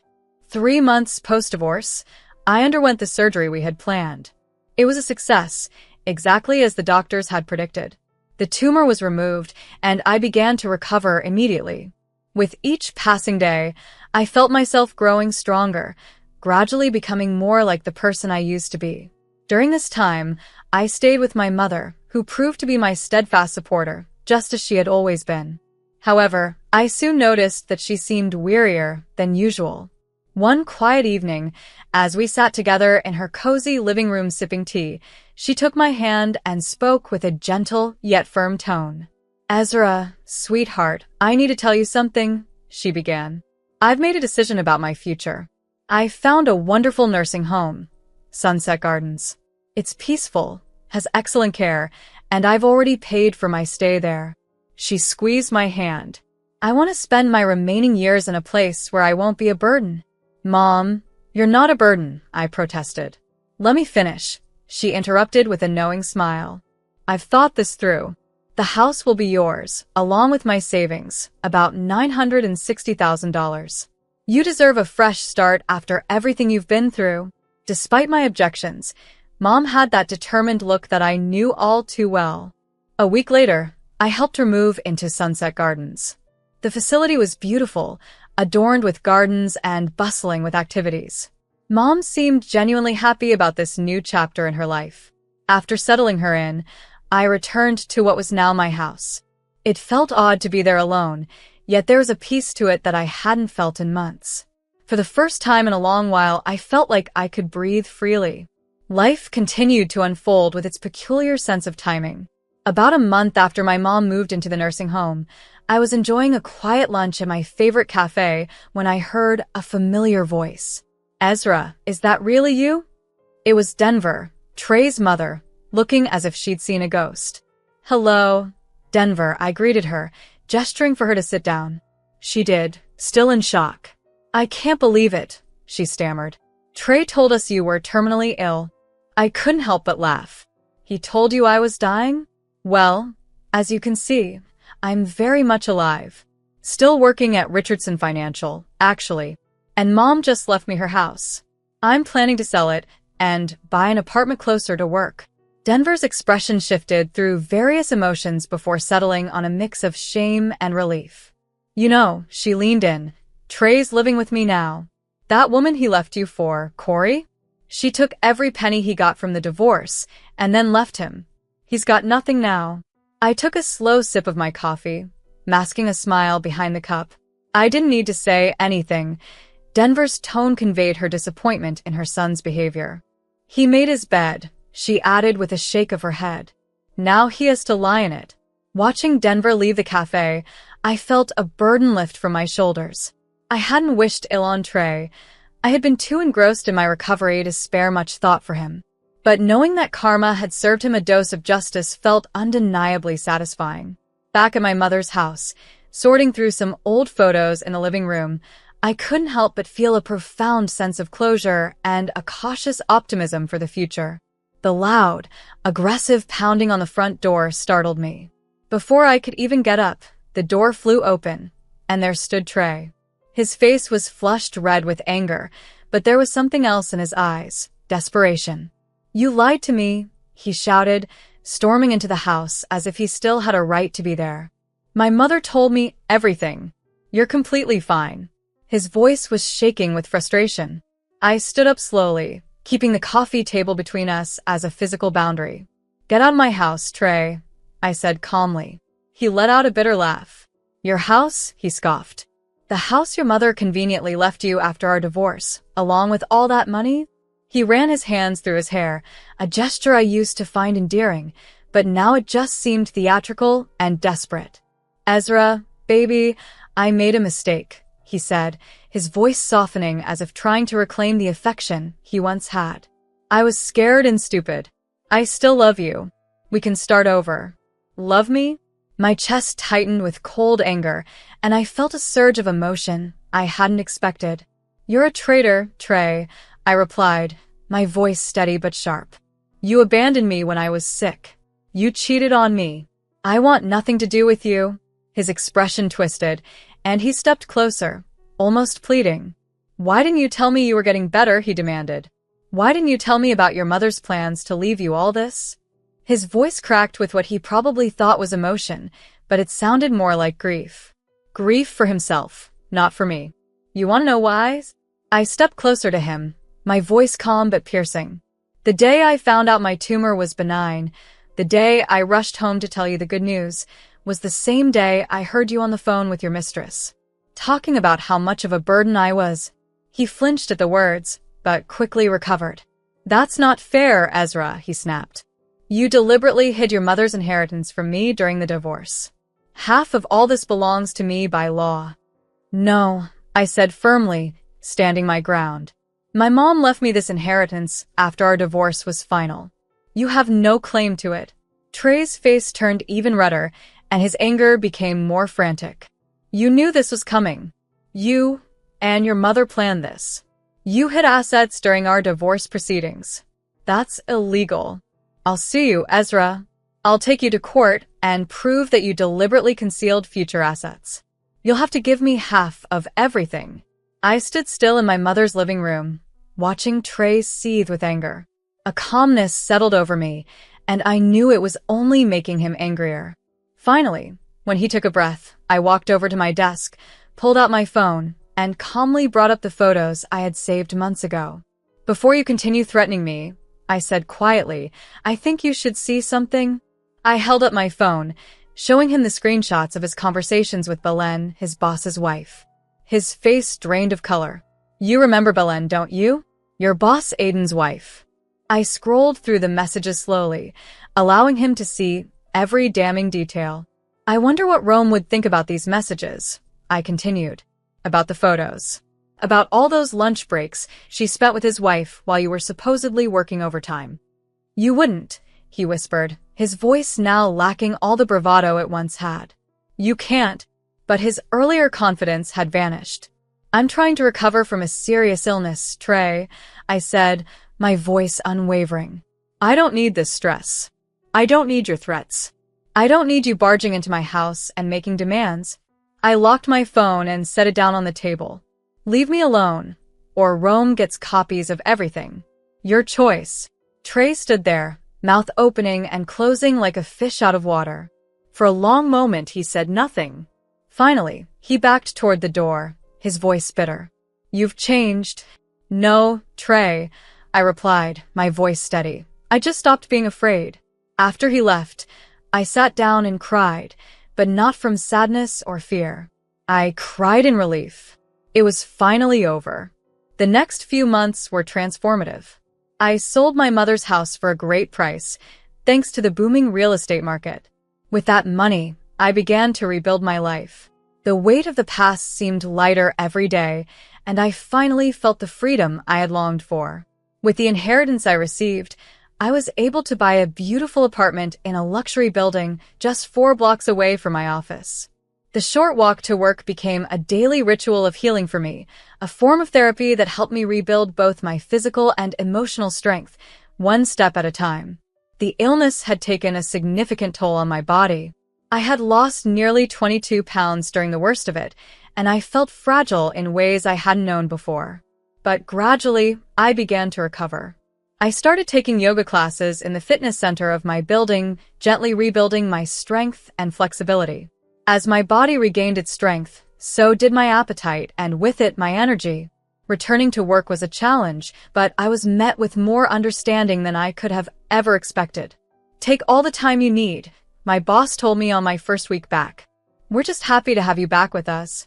She even arranged for me to have flexible hours, so I could attend my follow-up appointments and therapy sessions without stress. There were days when I walked to work, enjoying the crisp morning air, when I would catch a glimpse of myself in the sleek glass buildings along the street. At first, I barely recognized the woman in the reflection, not because of the weight I had lost or the small scar hidden beneath my hair, but because of the confidence in my stride. The way I walked tall, my spine straight, and my chin lifted. I was no longer the woman who had once been afraid of being alone, of being sick, of being unloved. Through mutual acquaintances, I sometimes heard bits of news about Trey. He was still living with his mother, having quickly spent through his divorce settlement with Corey. He had even lost his job at TradeWorks, though whether he had quit or been fired, I never asked. It didn't matter anymore. His life was no longer a part of mine. My focus had shifted. My mother, on the other hand, was flourishing at Sunset Gardens. She had made new friends and even started taking up watercolor painting. I visited her every Sunday, and we would sit in the garden, sipping tea and chatting about everything and nothing at all. She never once said, "I told you so" about Trey. She never reminded me that she had been cautious about him from the start. Instead, she would smile at me with pride and say, "You're blooming, sweetheart." She was right. Like the potted orchid on my apartment's windowsill, a housewarming gift for my team at work, I was blooming. The tumor, the betrayal, the divorce, none of it had destroyed me. They had all played a part in forcing me to grow, to become stronger, with deeper roots than I ever thought possible. Each day, I felt more like the person I was meant to be, a woman who had faced the hardest challenges and come out on the other side, not just surviving, but thriving.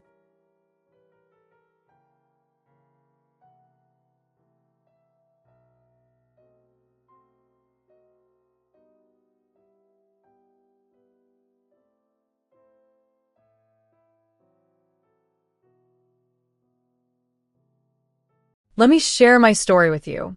I'm Kara, and for nearly 2 decades, I've been married to Easton. We first crossed paths in college, quickly fell in love, and tied the knot a few years after we graduated. Soon after, we welcomed our son, Austin, into the world. We lived a typical suburban life. Easton was in sales, I managed a local grocery store, and our weekends were filled with Austin's soccer games and family barbecues. One November morning, which started off like any other, took a sudden turn. After dropping Austin off at school, he was a sophomore, already dreaming about college and scholarships. I decided to check our bank accounts before heading to work. We had been diligently saving for Austin's college tuition in a special account, a commitment we both took seriously. Lately, Easton had been secretive, mentioning a major deal he was working on that he claimed would benefit us all. Trusting him, perhaps too much, I logged into our online banking from my car parked outside the grocery store. The shock came swiftly. Our account balance was at 0. Not just low, but completely empty. Panic and confusion overwhelmed me. I called Easton right away, my voice barely a whisper, fearing the worst. "Easton, where's the money for Austin's college fund?" His response was too calm, a tone I knew all too well. One that signaled trouble. "What money?" "Calm down, Kara. There must be a mistake with the bank." I logged in again, hoping for a different outcome, but the result was the same. The money was gone. "No mistake, it's all gone." "What's happening, Easton?" "I don't know, okay? I'll sort it out. Just go to work, and we'll talk later," he said, hanging up before I could protest. Unable to shake off my concerns, I called in sick, turned the car around, and drove straight to the bank. The manager, Marlo, who knew us personally, showed me the transaction records. Her face turned pale as she revealed a series of large transfers from the account over the past few years, all authorized by Easton. Furious and heartbroken, I stormed home to confront him. As soon as he saw me, his face fell. He knew he was caught. Kara, before you say anything, save it, Easton. For years, you've been taking money from our son, I shouted, my voice loud enough to echo through the house. No, I was investing it in a business venture, a surprise for us, he tried to explain. A surprise? You surprised someone with a birthday cake, Easton, not by emptying our son's college fund. Each word I spoke was laden with bitterness. He began to respond, then stopped, seeing the resolve in my eyes. This was serious, and he knew it. I need to think. I can't even look at you right now, I said, walking away, overwhelmed by betrayal, anger, and the daunting prospect of how we would now afford Austin's education. The following morning, the tension was palpable. Easton and his mother, Barbara, were already in the kitchen when I walked in. I want every penny returned to Austin's account today, I demanded, my voice firm yet calm. Barbara scoffed, rolling her eyes. Oh, please, Kara. Don't be so dramatic.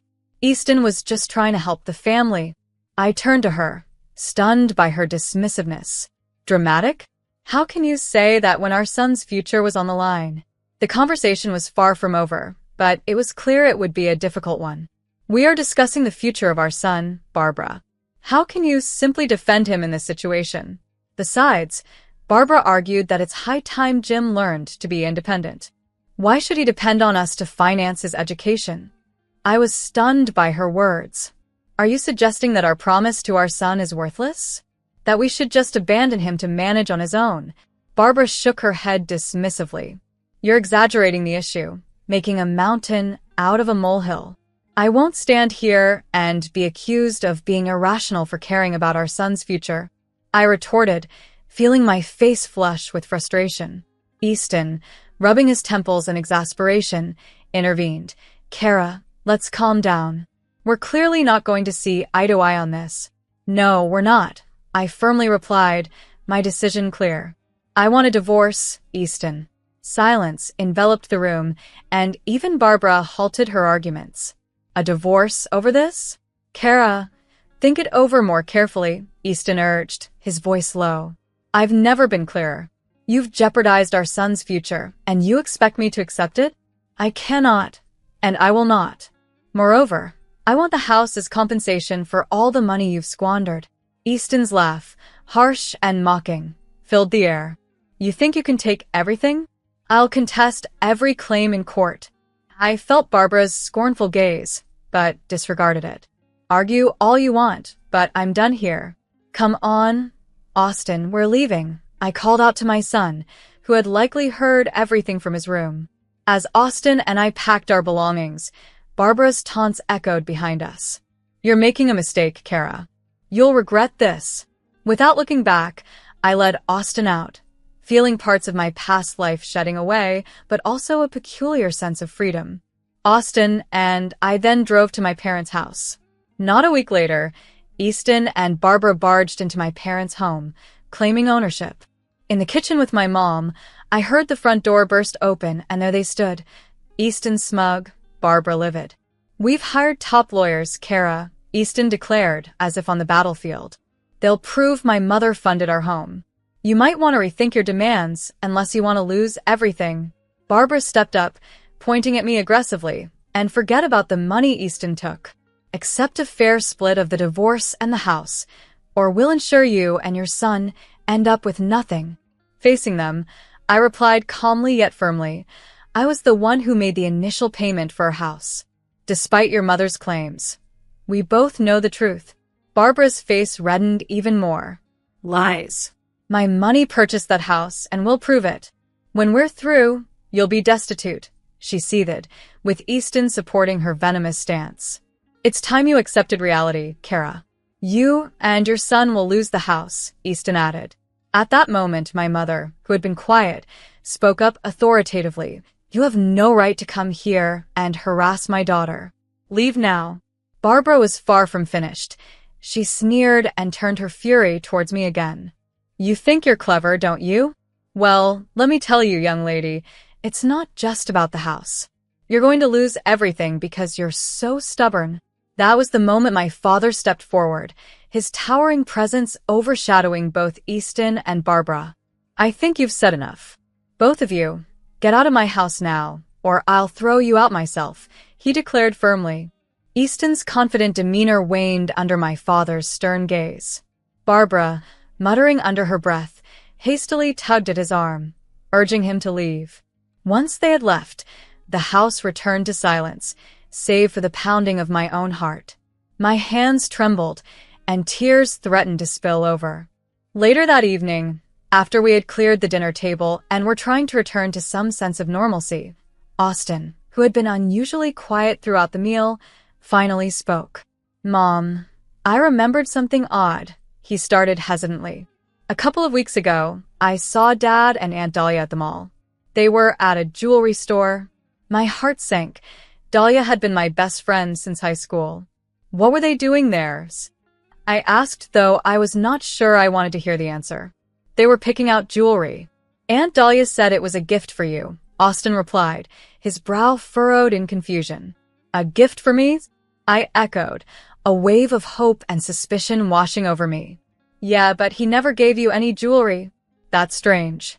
They seemed very close, and Aunt Dahlia even told me to keep it a surprise, Austin added, clearly disturbed by the memory. My mind raced with questions. Why would Easton buy jewelry with Dahlia and not give it to me? Especially after today's heated confrontation, everything felt more suspect. I need to get to the bottom of this, I murmured, more to myself than anyone else. I'm going to hire a private detective. I need to know what's going on. Determination solidified within me. If Easton was cheating on me with my best friend, I deserved to know the truth. A couple of weeks later, the private detective I hired called me, his tone somber. Mrs. Jones, please come to my office to discuss my findings, he requested. My stomach churned the entire drive there. Upon arrival, he handed me a thick envelope. I'm sorry to say, but the news isn't good, he began, laying out the evidence. He had followed Easton and Dahlia, taking photos and collecting receipts from their excursions, including an expensive necklace that I had never received. Your husband and Mrs. Dahlia have been having an affair. I'm very sorry, he concluded. The drive home was a blur. When I finally arrived at my parents' house, I found them in the living room. I shared everything with them, showing the photos and receipts. The shock on their faces mirrored the hollow feeling inside me. Oh, Kara, I'm so sorry, my mom said, her voice breaking as she came over to embrace me. That woman has been in our home, shared our meals. How could she? I murmured in disbelief, a tear rolling down my cheek. All these years, she's been lying to me, to all of us. Austin entered the room then, catching the tail end of the conversation. Mom, are you okay? What happened?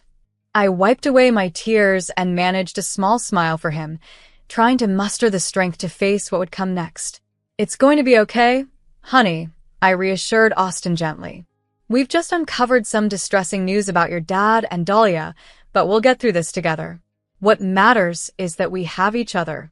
That night, as I lay in bed, the sting of betrayal gnawed at me. Easton and Dahlia had lied to me, betrayed my trust, and jeopardized our family's financial security. Yet, amidst the turmoil, I resolved not to be defeated by their deceit. I was determined to stand strong for my son and reclaim the life we deserved. The following morning, fueled by a mix of determination and the need for answers, I called Dahlia and asked her to meet me for a chat. 3 hours later, we sat across from each other at the small cafe where we used to have our friendly catch-ups, the irony of the setting not lost on me. Dahlia seemed unaware of the emotional tempest swirling inside me, smiling casually as she sipped her coffee. So, how's Austin doing? He must be gearing up for college soon, she asked, her tone light and airy. I fixed a steady gaze on her, my voice taut. Actually, Austin's not doing well. He's been hurt by his father's affair. Her smile wavered, and she set down her cup, a flicker of guilt crossing her face. Kara, what are you talking about? I know about you and Easton, Dahlia, I said calmly but firmly. I've seen undeniable proof. Her complexion paled, her eyes dropping to the table. Kara, I can explain, she stammered, her fingers nervously twisting a new ring on her finger. I pointed sharply at her ring. That ring you're wearing? It was bought with money meant for Austin's education, money that Easton took from our savings. Dahlia's eyes brimmed with tears, her voice dropping to a whisper. I didn't know, Kara. He told me he was getting a divorce, that it was all but finalized. I scoffed, the mix of anger and betrayal boiling inside me. And you believed him? After all these years, you just accepted his word without thinking to check with me, without considering Austin? She wiped her eyes, nodding slowly. He promised he'd leave the house and everything to you. He said he had enough money to handle it all and wanted to leave with dignity. That's a lie, Dahlia. He's left us with nothing. Did you know there's another woman, someone from his office? Were you aware of her? My words were harsh, but necessary. Dahlia shook her head, her expression collapsing into sobs. No, I didn't know. I'm so sorry, Kara. I've been so foolish. For a moment, I simply watched her cry, the years of our friendship wrestling with the fresh, raw wound of her betrayal. Gradually, my anger began to ebb, replaced by a profound weariness. Look, Dahlia, I don't know if we can ever return to how things were, but I appreciate your honesty now. She took a deep breath and nodded, sliding the ring off her finger and pushing it across the table toward me. I'll return everything. The jewelry, the car he bought me. It's the least I can do. It won't make up for everything. The money's gone, and Austin's future is uncertain, but it's a start. We sat in silence for a while, the magnitude of the situation weighing heavily on us.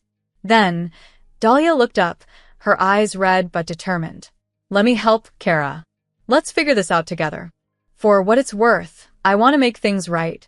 We spent the next hour talking, not about the past, but about how to address the immediate challenges and ensure Austin's future. Dahlia's offer to help, though it couldn't undo the past, was a step toward mending the breach and perhaps forging a path forward amidst the wreckage. But it was all about how we could move forward. Dahlia handed me the car keys that Easton had bought for her, along with a bag containing all the jewelry. I'll do whatever it takes, Kara. I owe you that much, she assured me. The morning after our heart-to-heart, Dahlia called me early, urgency coloring her voice. Kara, you won't believe this. Easton's company is hosting a lavish party tonight for his promotion. It's happening at that upscale venue downtown, and all the top executives will be there. That evening, we arrived at the sleek, modern restaurant, a hub of high spirits and laughter filled with Easton's colleagues. I spotted Easton, the very image of success, laughing and clinking glasses. Seeing him so carefree only fueled my resolve. Dahlia nudged me, whispering, ready as I'll ever be. Before I could second-guess myself, I stepped forward. Easton caught sight of me, his smile disappearing and morphing into a scowl. What the hell are you doing here, Kara? You need to leave, he hissed. His attempt to intimidate me in front of his peers only made me stronger. Actually, I'm here to congratulate you, Easton. Mind if I borrow the spotlight for a moment? His confusion was palpable, and he hesitated. Mr. Jackson, his boss, noticing the exchange, gestured for me to continue. Please, let's hear what Kara has to say. With all eyes on me, I moved towards the front where a projector was set up for presentations. Thank you, Mr. Jackson, I began, the room quieting as I clicked the remote and images flashed on the screen, photos of Easton and the financial director in compromising positions. The crowd gasped and whispers filled the air. Not only has Easton been unfaithful to his family, but he's also been embezzling from the company. Here are the financial records to prove it. The next slide showed documents detailing the fraud Easton and his mistress had committed. The room erupted into chaos. Easton tried to protest, his face turning red. This is nonsense. She's just a scorned woman. But Mr. Jackson, who had been examining the documents closely, silenced him with a raise of his hand. Enough, Easton. If these documents are real, You've not only betrayed your family, but also this company." He then turned to the financial director, who was now as pale as a ghost. "And you, Jessica, will need to explain a lot. Security, please escort these two out until we sort this out. Consider yourselves suspended, effective immediately." Easton looked as though he'd been slapped. His eyes darted around the room, finding no allies. He glanced at me, fury and disbelief in his eyes, but I wasn't done yet. "I trusted you, Easton. More than that, I loved you. We built a life together, a family, and you threw it all away. I hope it was worth it." With those final words, I walked away, Dahlia at my side, her hand squeezing mine in support. The last thing I heard was Mr. Jackson calling for calm as we exited the building. After Easton and his mistress were fired, they had to return all the stolen money to avoid a lawsuit. A small victory, but a victory nonetheless. Now, I was bracing myself for the biggest fight yet, the divorce and the battle for our house. I sat there with my lawyer, papers neatly stacked in front of us. Across the room, Easton and his lawyer looked less confident than usual. Barbara sat right behind him, her eyes shooting daggers across the room at me as the judge entered. Everyone rose, the room steeped in formality. "Please be seated," the judge commanded, and the session began. My lawyer presented the case succinctly to the judge. We presented undeniable evidence of Mr. Jones's infidelities and the misappropriation of our shared finances. The courtroom reviewed bank records, photographs, and witness testimonies that illustrated how Mr. Jones had diverted our family funds to sustain his extramarital activities. As each piece of evidence was unveiled, Easton's complexion turned a ghostly white. Then it was Barbara's turn to speak. She stood, her voice quivering with anger. "Your Honor, these accusations are fabrications. My son is a decent man pushed to the brink by Kara. Moreover, the house they resided in was purchased with my finances." Her voice pierced the silent courtroom, sounding both shrill and desperate. I held back, my fists clenched under the table to maintain my composure. "Mrs. Jones, can you substantiate your claims regarding the house?" the judge asked, his tone marked by skepticism. "I don't have the papers here, but it's true," she faltered. At that moment, my lawyer approached the bench, presenting a stack of documents to the judge. "Your Honor, these are the bank statements and mortgage records clearly indicating that Kara made the initial down payment and all subsequent mortgage payments from her personal account." The judge nodded, meticulously examining the documents. Easton whispered frantically to his lawyer, a visible air of defeat enveloping him. Suddenly, Barbara, unable to restrain herself, stood up and blurted out, "This is all your fault, Kara. If you had been a better wife, my son wouldn't have strayed to other women." The courtroom buzzed with murmurs as the judge struck his gavel for order. "Mrs. Jones, another outburst like that, and I will have you removed from this courtroom," he warned sternly. Barbara slumped back into her seat, muttering to herself. After careful deliberation, the judge finally announced, having reviewed all the evidence, "It is clear that Mr. Jones has not only been unfaithful, but has also grossly mismanaged marital assets." The court rules in favor of Mrs. Jones. The house shall remain under her ownership. Mr. Jones is ordered to return 70% of the misused funds, along with additional compensation for emotional distress awarded to Mrs. Jones.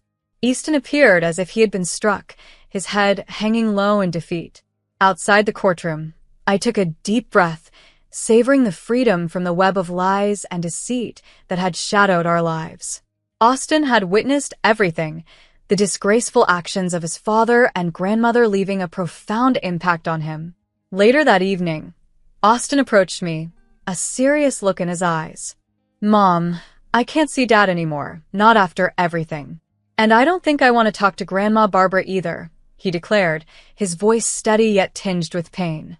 I pulled him into a comforting embrace, my heart heavy for him. "It's okay, Austin. You do what feels right for you. I'm here, no matter what." In the weeks that followed, staying in the house that once symbolized our family's unity felt increasingly untenable. I decided to sell it, offering Austin and myself a chance for a genuine fresh start.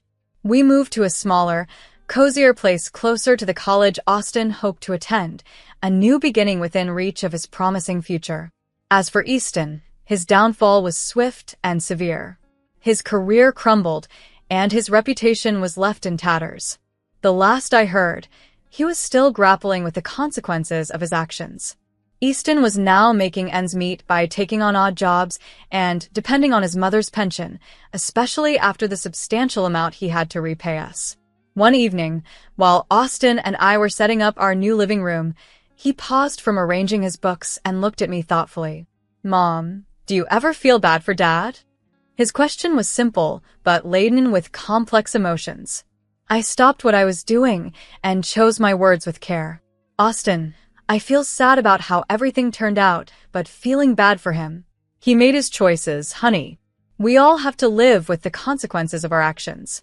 What's important is that we learn from them and aim to be better." Austin nodded, his brow furrowed in thought. "I want to be nothing like him, Mom. And you won't be," I reassured him, tousling his hair affectionately.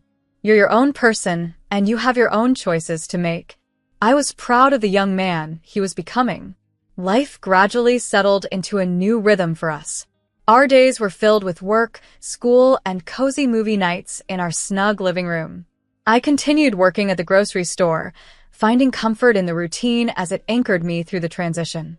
As days turned into weeks and weeks into months, our new home began to feel like a part of us, much like the garden we nurtured together, slowly, with care and a lot of love. One evening, as I sat reflecting over a cup of tea, I realized that despite the trials, the heartaches, and the upheaval, we had emerged stronger. I had fought for my son's future and my peace of mind, and we had triumphed.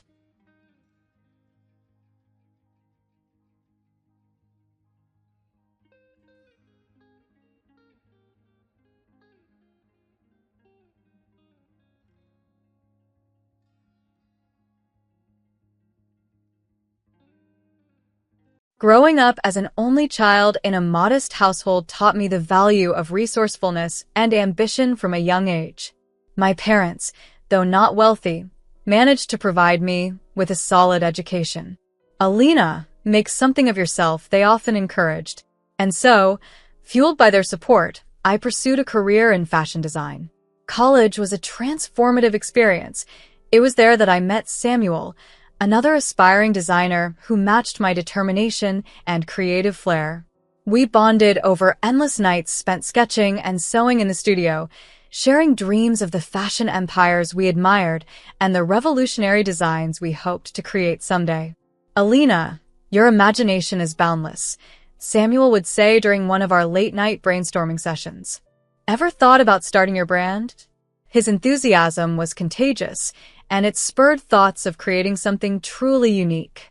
After graduation, Samuel and I married in a simple ceremony attended by a handful of friends and family. Our vows were pledges of support for each other's dreams and aspirations, as much personal as they were professional. However, tragedy struck soon after when I lost both my parents to a sudden flu outbreak. The grief was overwhelming, but it brought with it an unexpected inheritance, a house and $800,000.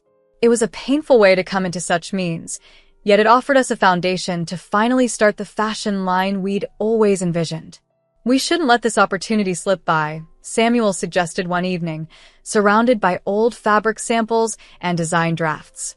Motivated by our shared vision, we launched our clothing line from the inherited house. I took the lead on the creative front, designing and sewing our initial prototypes, while Samuel handled the business side. When our debut collection sold out quickly, our excitement was palpable. "It's happening, Samuel. People love what we're creating," I exclaimed. His proud response, "You're incredible, babe," filled me with warmth and reassurance. As our business flourished, so did our family. Balancing motherhood with our expanding company was daunting at first, but I soon discovered my strength and adaptability, managing sketches and fabric choices with a baby on my hip. "You're doing marvelously," Samuel would remark, admiring my ability to blend parental duties with professional demands. The arrival of our second child only deepened my resolve and our commitment to both our growing family and our business. Over 13 years, our routine settled into a steady rhythm of family and work life. I poured my heart into our company and our children, while Samuel's role increasingly took him abroad to secure fabric deals and expand our brand. His trips became more frequent and his absences longer, which sometimes left me with a sense of unease, though I attributed it to the normal stresses of balancing a growing business with family life. I focused on maintaining a joyful home, keeping our children happy, and our business thriving, even as the dynamics between Samuel and me began to shift subtly. Our conversations at dinner had dwindled to mere whispers, and gradually, Samuel and I found ourselves in separate beds. One stormy night, while Samuel was away on what was supposed to be a business trip, a call from my friend Georgia changed everything. Her voice wavered as she spoke. "Alina, I wasn't sure if I should tell you, but I saw Samuel downtown today." I tried to dismiss it casually. "Oh, probably just another meeting," though my heart sank with doubt. "No, Alina. He wasn't alone. He was with a young woman, and they seemed close." Her words hit me hard, and although I wanted to deny it, suspicion crept into my thoughts. When Samuel returned, the air between us was charged with tension. Finally, one quiet evening, I gathered my courage and confronted him in our silent living room. "Samuel, are you seeing someone else?" He didn't seem shocked by my question. Instead, there was a weary acceptance in his eyes as he nodded. Yes. The simplicity of his confession felt like a betrayal. "How long?" I demanded, a mixture of anger and hurt in my voice. "A few months," he confessed, avoiding my gaze. It just happened. I retorted, my sadness turning into fury. "Things like this don't just happen, Samuel. You made a choice." He offered no defense, only a tired resignation. "What do you want to do?" he asked. Thinking of our children and the life we had built, I knew the betrayal was too profound, the gap too wide to bridge. "I want a divorce." To my surprise, he didn't object. "If that's what you want, I won't fight you." And just like that, after 13 years, our marriage was ending. Not with a battle, but with a quiet surrender. We divided everything evenly.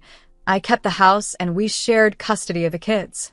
The entire process was handled with unsettling efficiency, as if dissolving just another business transaction. Life after the divorce was a mix of highs and lows.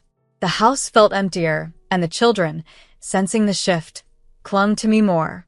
I immersed myself in work and parenting, dedicating every moment to keeping our lives stable. At a community event on Saturday, a friend introduced me to Luke, a widower with a warm smile and a gentle demeanor. "Alina, meet Luke.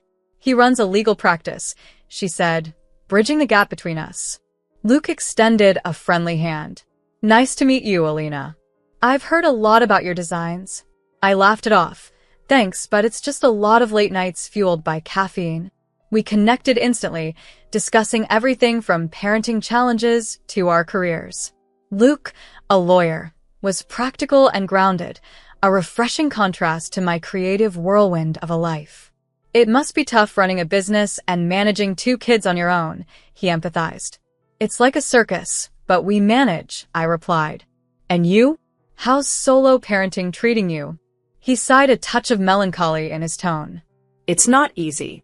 Lily misses her mom a lot, but we take it one day at a time. Our friendship deepened from there. We met for coffee while the kids played, and it was comforting to have someone who understood the trials of single parenting. Luke's steady presence became a reassuring constant in my life. A few months later, while the kids were absorbed in a movie, Luke and I sat on the porch, enjoying the cool evening air. "Alina, I've been thinking," Luke started, hesitating a bit. "Would you be interested in going out sometime, just the 2 of us?" His question caught me off guard. It had been quite a while since I'd even thought about dating. "Are you sure that's a good idea?" "We both have our kids to think about," I replied, a bit wary of complicating things. He smiled reassuringly. "That's exactly why it makes sense. We understand each other's lives, the whole package." Dating Luke felt like a refreshing new start. He was thoughtful and straightforward, traits I had grown to appreciate deeply. The kids loved him too, and Lily, with her bubbly personality and infectious laughter, quickly won a special place in my heart. One evening, while we all enjoyed dinner together, Luke gave me a serious look and said, "Alina, I know it might seem soon, but everything about this feels right. How would you feel about making this a more permanent arrangement?"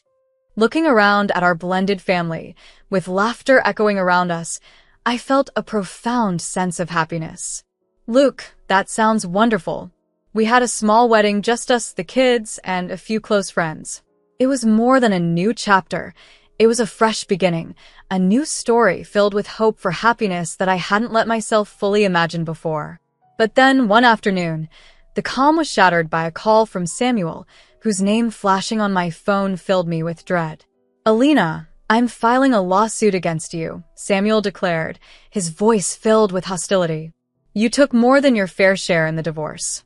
Thanks to my new father-in-law, I have top lawyers now. We're going to make sure I get what I deserve. And I'm not stopping there. I'll take everything from you." His words were like a punch to the gut. "You can't be serious, Samuel. We settled everything fairly," I protested. "Fair? Do you think you left me any choice? You're going to pay for what you did. You were never a good wife, and now you'll see what happens when you cross me," he sneered, ending the call with a smug laugh. I was left shaking and in tears when Luke found me. "Babe, what's wrong?" he asked, his voice full of concern as he knelt beside me. "It's Samuel, he's suing me. He says he wants everything, claiming I cheated him in the divorce," I managed to say through my tears. Luke's expression hardened. "He won't get away with this, Alina. I'll take this to court myself. We'll fight him, and we'll win. He has no basis for any of this." His assurance was comforting, but it was clear that a storm was brewing.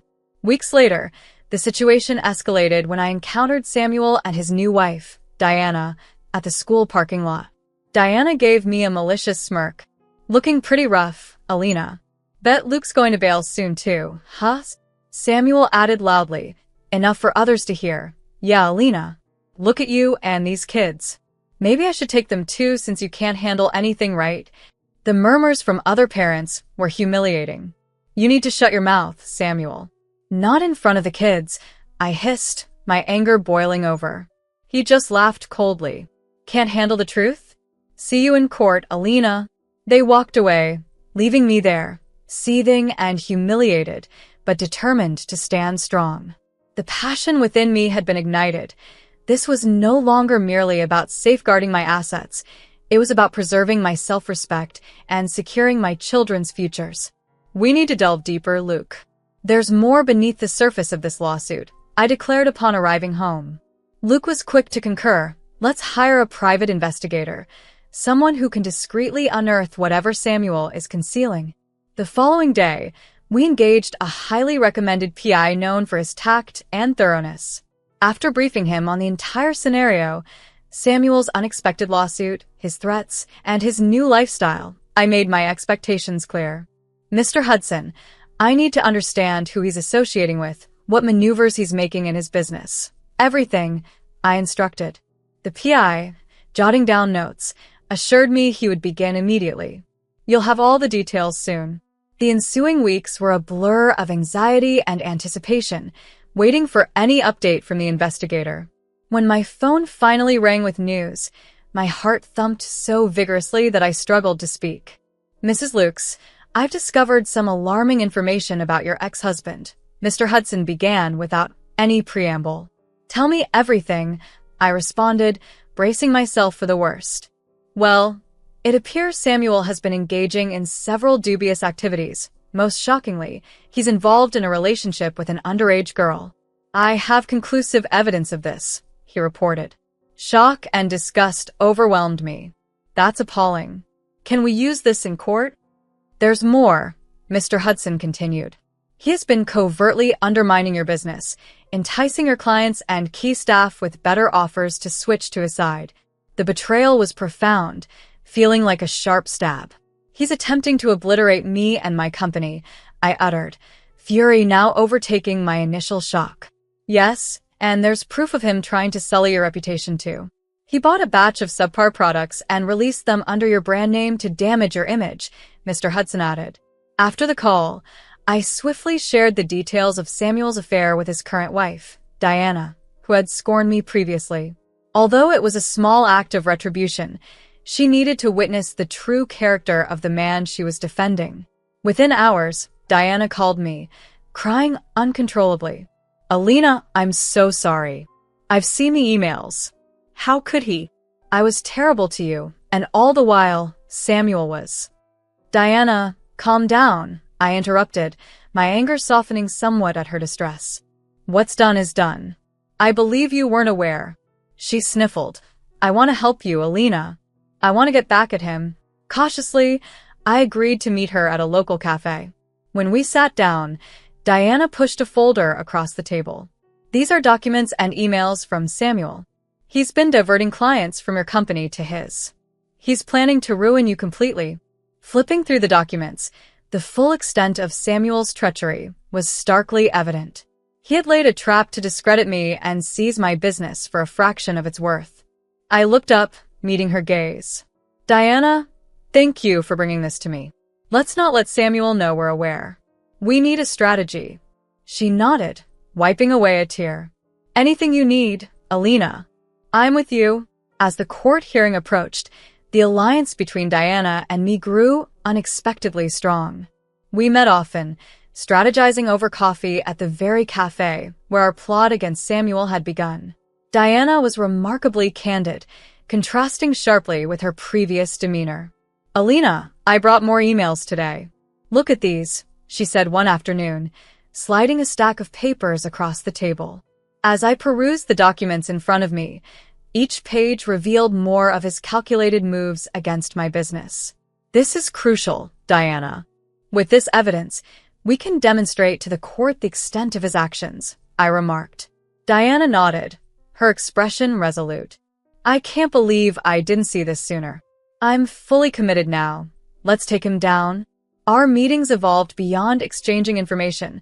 They became sessions where we fortified our bond through our shared sense of betrayal. One day, as we were concluding, Diana sighed deeply. "I once thought he left you because you lacked something. Now I realize it's he who's inadequate, not you." Understanding the full scope of Samuel's treachery, that he aimed to tarnish not just my personal life, but also my professional world, I knew immediate, bold action was needed to protect the trust built with our clients and suppliers over the years. I called an urgent gathering of all key stakeholders, explaining that the integrity of our brand was compromised by Samuel's deceptive strategies. Seated at the head of the conference table, surrounded by familiar faces, some I had known for decades, I addressed the group. "Thank you for assembling on such short notice," I started, my voice firm despite the inner chaos. "You might have heard troubling rumors about our company. Today, I want to clarify the facts." I detailed how Samuel had been covertly undermining our operations by introducing low-quality products and attempting to lure away our clients by presenting better offers. He had even gone to the extent of distributing counterfeit products under our brand to degrade our reputation. As I revealed these details, murmurs of shock and disbelief spread through the room. "I am here to affirm our dedication to quality and transparency," I continued. "We are taking immediate steps to rectify these issues, including verifying the authenticity of any product sold under our brand and offering compensation for any substandard goods distributed." The attendees nodded, some visibly relieved by our proactive measures. After the meeting, many approached me, expressing their support and appreciation. "We've always valued your leadership and your products," Alina, one longtime supplier, commented. "We're with you, not just in good times, but also when challenges arise." Fueled by this support, I decided to take our message public. We prepared a social media post to alert our customers about potential fakes and outline steps for verifying the authenticity of their purchases. The response was overwhelmingly positive, with many expressing their continued trust and appreciation for our honesty. As I read through the comments, a sense of pride washed over me. We were more than a brand. We were a community, and this challenge had only strengthened our bonds. When Samuel unexpectedly called, proposing a settlement meeting, I was intrigued. He suggested we meet at a downtown restaurant, a neutral venue. Luke, my steadfast supporter, accompanied me. Arriving at the restaurant, we found Samuel and Diana already there. The atmosphere was tense, a stark contrast to the ambient noise of other diners. Samuel wasted no time. "I've decided to be generous and forgive you, Alina," he began, his tone condescending enough to make my skin crawl. "All I ask in return is for your best clients and a small compensation of $4 million. His demands were so ludicrous that I couldn't help but laugh. "You must be joking," I said, looking him straight in the eye. My initial amusement quickly turned to resolve. "Not only will I not comply, but I am also taking you to court, Samuel, for libel and copyright infringement." We possessed all the proof necessary to substantiate our case. Samuel's confident grin momentarily wavered, but he quickly regained his poise. "Oh, please, you think you can intimidate me? Diana's father has secured the best legal team money can buy," he boasted. As he issued his threat, Diana, who had been quiet up to that point, suddenly stood up. Her chair screeched loudly across the floor, drawing curious looks from other diners. "Actually, Samuel," she began, her tone steady and unexpectedly calm, "I won't be financing your legal battles any longer. I'm aware of the affair and the underage girl. I'm filing for divorce." She reached into her bag, pulled out a stack of papers, and slammed them on the table before him. "These are the divorce papers. My father is appalled by your behavior, and his lawyers are prepared to support me, not you, in exposing your wrongdoing." Samuel's complexion turned ashen, his eyes flickering between the divorce papers and Diana, struggling to determine which was more devastating. He opened his mouth to plead, but Diana turned to me instead. "Alina, I'm truly sorry for everything. I was blind, but now I see exactly who he is," she said, her gaze filled with sorrow yet determination. "I understand why you left him. I'm leaving him too." With that, she walked out of the restaurant, leaving behind a stunned silence. Samuel's previous confidence dissolved into desperation. He fell to his knees, pleading, "Please, don't let this ruin me. Think of my career, my life." We left him there, kneeling on the floor of the restaurant, and I walked out feeling a mix of relief and triumph. Samuel's schemes to undermine me had not only failed, but had spectacularly backfired. The court later found him guilty of unfair business practices and ordered him to pay compensation. His reputation was ruined, and his unethical dealings had left his company not just unstable, but ultimately bankrupt. In an ironic twist of fate, I was offered the opportunity to buy out his company, a strategic move that expanded my business and solidified my position in the industry. It felt like reclaiming a part of my past that Samuel had tried to tarnish. One morning, as I reviewed new designs for the upcoming season in my office, Luke popped his head in, wearing a grin. "Hey, got a minute?" I looked up, smiling back. "For you always. What's up?" He leaned against my desk, his eyes twinkling with excitement. "Now that all this mess with Samuel is over, why don't we do something fun? Just you, me, and the kids." A week of sun, sand, and no business talk, just family time. As we began planning our getaway, the phone rang. I answered, expecting another business call, but was surprised to hear Diana on the other end. "Alina, hi. I just wanted to check in with you," she began, her voice tentative. "Diana, hi. It's good to hear from you. How are you holding up?" I asked, my tone filled with genuine concern. "I'm doing okay, considering. The divorce is moving forward, and it's messy but freeing in a way," she replied, a small laugh escaping her. "I'm glad to hear you're finding some peace in all this," I said. "And thank you again for everything. We couldn't have resolved this without your help." After hanging up, I leaned back in my chair, reflecting on the dramatic changes. From adversaries to allies, the journey with Diana had been unexpected but profoundly impactful.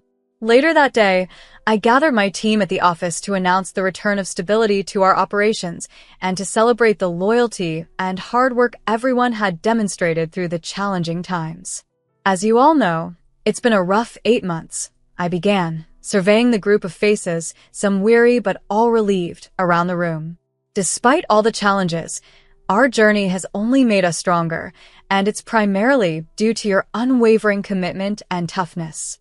The meeting concluded with a spontaneous celebration as cakes and beverages emerged, allowing everyone to unwind and enjoy a shared sigh of relief. Later that evening, back at home with Luke and the kids, I experienced a sense of happiness that had been elusive for quite some time. We gathered around the dinner table, filled with laughter and chatter about our upcoming beach vacation.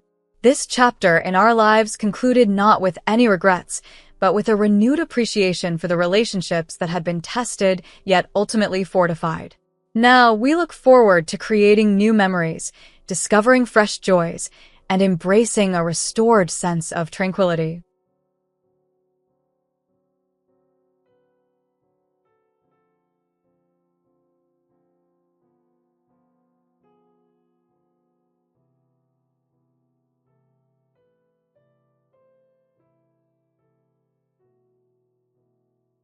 Hello, my name is Annie. I'm a 34-year-old single woman and the proud founder of a $52 million business. My journey to success is a story of resilience and determination, shaped by a mixture of support and challenges, particularly from my ex-husband, Carson. At 24, fresh from fashion school, I moved to Sacramento with dreams of making it in the fashion industry. It was tougher than I anticipated, but I eventually secured a position as a brand consultant for an art and antiques firm. It was at an art museum that I first crossed paths with Carson. He was indulging in expensive art pieces, and though he wasn't typically what I'd go for, we quickly connected. 3 years later, we were married, and I moved into his grand mansion. Carson ran a thriving luxury adventure travel business, and I continued to pursue my passion for fashion, balancing my consultancy work with my creative projects. Life soon settled into a monotonous routine of daily work and weekend dinner parties. In my spare moments, I devoted myself to my true passion, fashion design. I had always loved creating custom dresses since my college days and was quite skilled at it. The idea of starting my fashion label had been brewing for a while, and I realized it was time to take action. With significant savings but needing more to launch a business, I approached Carson for support. "I've been thinking about starting a business," I told him one evening. "I've been putting my dreams on hold for too long." His initial response was supportive. "Running a business isn't easy. It's going to take a lot of hard work," he cautioned, but agreed to help, reinforcing our shared commitment to support each other's dreams. With Carson's financial backing, I launched my company. The first few months were intense, filled with endless workdays and weekends spent at the drawing board. But as time went by, Carson and I began drifting apart due to our demanding careers. Communication dwindled, and shared meals became scarce. I hoped things would stabilize once the business took off, but it struggled to attract customers despite our investment in quality materials and top designers. Doubts crept in, and my confidence wavered. At a particularly low point, Carson suggested hosting a dinner party to reconnect with friends, a much-needed break from the all-consuming nature of my business. We invited a few close friends, opting to order in from a steakhouse to keep things simple, though I added a personal touch with homemade brownies for dessert. This gathering was a turning point. It reminded me of the importance of balance and the value of the support network around me. The path to success is rarely straightforward, but with persistence, adaptation, and a little help, it's possible to achieve your dreams. My story is one of turning adversity into opportunity, learning from every setback, and ultimately, building a thriving business that stands as a testament to overcoming the odds. As our guests arrived, the lively chatter began, and I found myself unwinding from the usual stresses by reconnecting with dear friends. "Thanks for having us over, Annie," one of my friends expressed their gratitude as soon as they walked in. "It's all about celebrating your achievements tonight." "Thank you, everyone," I responded with a warm smile. "It's wonderful to have such supportive friends around." To Annie's remarkable entrepreneurial journey, another friend toasted, raising their glass. "Cheers to that." "And hey, Carson, how about we open that Don Perignon to make this evening even more memorable?" "Absolutely. Let's celebrate the right way," Carson agreed, his face lighting up. Our gathering quickly turned into a joyous celebration. Here's to friendship, success, and all the small moments that make life incredibly special. Cheers, everyone! As we began to eat, compliments on my creative work filled the air. Your designs are genuinely unique, Annie, Parker pointed out, having noticed some pieces displayed. Thanks, Parker, I replied, feeling a mix of pride and nervous excitement. It's been quite the adventure. You're practically a business guru now, another friend chimed in. I'm just doing my best, I modestly replied. But then, Carson chimed in with a tone that shifted the mood. Annie's business is bold, sure, but let's face it, it's been burning through cash without much return, he said bluntly. That's a bit harsh, Carson, another friend tried to soften the atmosphere. I'm just stating facts, Carson continued, undeterred. With that kind of investment, I could have done wonders. Taken aback, I could only muster a, really, Carson? Maybe sticking to designing dresses was a better idea, he added, not missing a beat to smirk. Attempting to divert the conversation, a friend recalled, remember our crazy road trip with that haywire GPS? Thought we'd end up in a prehistoric park. Laughter followed, but the tension remained palpable. As the night wore on, Carson's words echoed in my mind, making me question how our relationship had reached this point. The evening ended on an uneasy note, and after everyone left, I confronted him. Carson, we need to talk about tonight. Is that really how you feel about my business? I asked, hoping for some clarity. Exhausted, Carson replied, I might have overdone it with the drinks. It wasn't all me. Parker had me down a few too many. This is serious, Carson. We hardly connect anymore. I pressed on, seeking some truth. If you want honesty, here it is, he finally said, his tone grave. Your business is draining us. It's probably my worst investment ever, even topping that ridiculously pricey vintage golf club I once bought. Stunned by his bluntness, I realized the supportive partner I once knew seemed so distant now. This was a side of him I could hardly recognize, and it left me pondering the future of not just my business, but our relationship as well. When I first shared my vision for the business, my husband told me, as your partner, I couldn't just dismiss your dreams. But then he dropped a bombshell. Sometimes I might have pretended to be more supportive than I felt. You can be intense, and honestly, I was afraid you'd hold it against me if I didn't. I was stunned. You never mentioned this before. I'm telling you now, he continued. Think about it. You achieved what you wanted, didn't you? When we first met at that museum exhibition, you were so focused on your career, yet you ended up with me, someone who brings in a good income. So, you think I married you just for your money? I asked, incredulous and hurt. Let's be honest. You were stuck in a low-paying job until I invested in your business. You wouldn't have made it without me.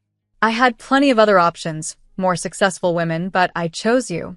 Instead of complaining, you should be grateful. His words were like a slap in the face. You know what, Carson? Maybe we need to take a break. I was devastated. Carson was supposed to be my pillar of support, not someone who belittled my efforts. His enormous ego was always apparent, even when talking to family and friends, but this disdain was a new low. So, I packed up and moved to my sister Harlow's place. She had space and was looking for a roommate, which worked out perfectly for me. I took a good portion of my work home, not just to the small office space we rented for my company. During this time, Carson didn't reach out. It felt like a cold war of silence. Settling into Harlow's was disorienting at first, but as they say, everything happens for a reason. I immersed myself in work, free from distractions, allowing me to focus solely on my career. Harlow introduced me to new people, expanding my network significantly. I revisited my business plan and initiated a complete overhaul. Carson had underestimated me. With a renewed spirit and the right encouragement, my clothing line took off. Demand soared, and soon, social media influencers were buzzing about my brand. I was thriving. Despite my success, Carson attempted to reconnect, calling almost daily. I ignored his attempts until I felt it might be time to address our issues. I planned a visit to our house to collect my belongings and perhaps Just perhaps consider reconciling with Carson. Arriving at the house, Carson wasn't there. I headed straight to my old office to gather my things, reflecting on everything that had transpired. As I decided to leave a voicemail for Carson, I began, "Hey, I used my spare key to pick up a few things. I was actually hoping to see you too." I hesitated. The recording paused as I entered our bedroom, and my heart sank.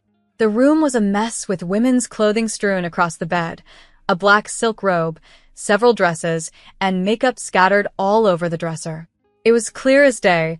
Carson had been seeing someone else and dared to bring her into our home, our bedroom. I rummaged through the room, half in denial, hoping for some other explanation. But the truth was glaring back at me. The closet was filled with this other woman's belongings: handbags, jewelry, shoes. It was overwhelming. I drove back to Harlow's place, taking the long route, trying to process everything. When I arrived, the tears I'd been holding back just spilled out. Harlow immediately noticed. "Hey, why the tears? Did things not go well with Carson?" "It's over with Carson, Harlow," I managed to say through sobs. "It's not just about what he said anymore, it's what I saw of." Harlow was confused. "Wait, are you saying he cheated? That he brought someone else into your shared space?" "Yes, exactly that," I replied. "He cheated and brought her into our bedroom, our sanctuary." Harlow was speechless. "Oh, Sue, I can't believe this. I'm so sorry you're going through this." I shook my head, feeling a mix of anger and heartbreak. I thought I was overreacting about needing space, but walking in on that scene, I don't know if I can ever look at him the same way again.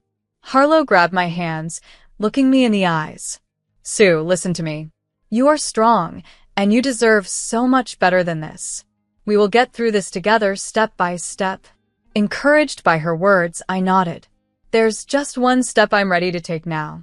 I'm calling my lawyer tomorrow to start the divorce proceedings. The next time I face Carson, it will be to hand him those papers." Harlow looked concerned. "Are you sure? I mean, is this too hasty?" "No, Harlow, I'm sure. He disrespected and underestimated me. Cheating is a deal breaker. Whatever you decide, Sue, I've got your back. Your life, your call. I'm with you all the way," Harlow reassured me. True to my word, I contacted my lawyer the next day, and the wheels of divorce were set in motion. During this tumultuous period, I had a major marketing event lined up for my company. It was a big deal with industry leaders and well-known personalities expected to attend, so I had to stay focused despite the personal chaos. My business was thriving, so much so that I'd indulged in a few luxury purchases for myself. I made sure to invite all my friends to the event, hoping to blend an exciting professional milestone with personal support. The day of the event was a whirlwind, with celebrities, social media influencers, and my close friends all mingling together. I was in high spirits, ensuring everyone enjoyed themselves, but then the evening took an unexpected turn. Security approached me with news that there was a drunk man at the entrance causing a scene. It was Carson. Frustrated and embarrassed, I confronted him at the entrance. "Carson, is this what you've become?" I asked, incredulous and upset. He shot back with a sneer. "I could ask you the same thing. What's all this, Annie? What are you trying to prove with such a spectacle?" "Carson, not here, not now." I tried to keep my composure. "We can talk tomorrow. Just leave." But he continued, bitter and harsh. "Oh, throwing a party, gathering people, do you think this makes you important? Successful? You're just making a fool of yourself." That was the last straw. "Enough, Carson," I said firmly, signaling to security. They escorted him out, and although I tried to shake off the incident, my mood had soured. Determined not to let this ruin the night for others, I kept the incident to myself. I had grown much stronger through these trials, and I knew exactly what needed to be done next. The following day, I sent Carson a significant check, more out of spite to puncture his inflated ego than anything else. He tried to reach out multiple times afterward, but I maintained a strict no-contact policy. When the divorce papers were finally ready, I decided to deliver them personally. But it wasn't just the divorce papers I had for him. I wanted to confront him about everything. How he'd tried to diminish me, disrupt my event, and disrespect our marriage. I arrived at our former home, knocked on the door, and Carson answered. We stepped inside. Immediately, he tried to apologize. Honey, I'm sorry for everything. It started as a joke and got out of hand, he pleaded. Enough, Carson. I cut him off. You think a simple apology can undo everything? You've been unfaithful, and you've tried to undermine me not just as your partner, but also in my professional life. As he stammered, trying to formulate a response, I handed him the papers. It's over, Carson. I know my worth, and it's far beyond anything you've ever appreciated. This is goodbye. With that, I left him and the wreckage of our marriage behind, ready to move forward with my life, my business, and my newfound strength. During my time away, I often wondered if these issues were also present before I left. Was this the reason you always hesitated about starting a family? Who filled your head with doubts? I'm shocked by this revelation. Honestly, I'm at a point where I don't even want to delve deeper. Our marriage has turned into a disaster. You weren't here when things fell apart, but despite everything, I believed in what we shared, Carson. However, you've shown no respect or love. It seems you only care about yourself. Is this what you think marriage is? I never even cashed the check you sent because it's not about the money for me. I wanted us to work through our issues. Yet you insist on holding on to everything so tightly. It's just money, Carson, and it means nothing to me now. But you've always made it such a big deal. Let it go, Annie. What are you really trying to prove?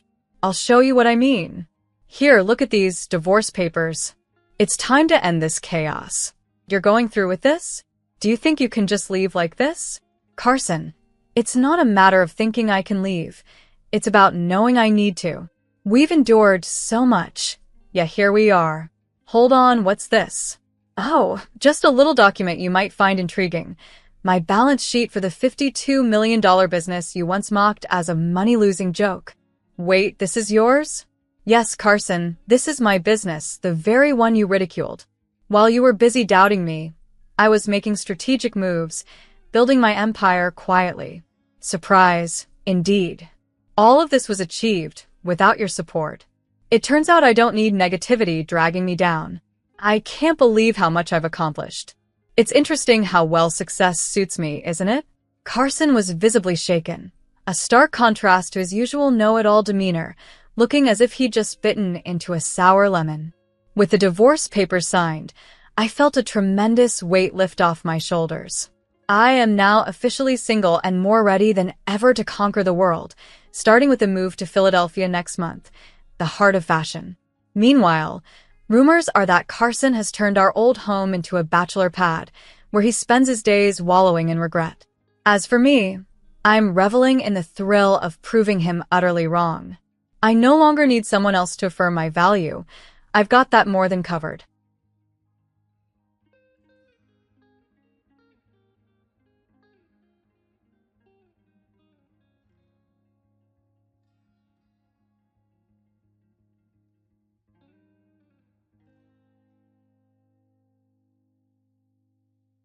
Are you feeling content now? If so, please proceed and sign the divorce documents. All right, I agree, but be aware that moving forward, I will not provide any help or support whatsoever. When I expressed this, my husband Jason and my mother-in-law Kayla couldn't help but laugh. Actually, that sounds more like something we should be saying to you, I thought to myself as I signed the divorce papers. Both Jason and Kayla appeared delighted, almost overly so, with their joy knowing no bounds. However, they were oblivious to the challenges that awaited them. My name is Dana, and I'm a 35-year-old who works in an office. I've been married to Jason for 5 years. He's employed at a prominent firm, dedicating a lot of effort to his work. Due to his demanding job, Jason often comes home late. Although we both are employed, I end up handling most of the cooking and household chores because of our schedules. We haven't started a family yet, which gives us the flexibility to spend quality time together. We often enjoy going out for drinks with friends and coworkers.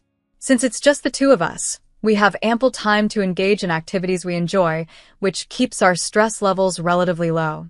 Personally, I don't have many grievances, nor am I particularly unhappy with Jason. However, something has been troubling me lately. Jason's frequency of business trips has increased. He used to travel for work once a month, which was manageable. But in recent months, these trips have become more frequent, occurring twice a month. Additionally, he now often works on his days off and most holidays.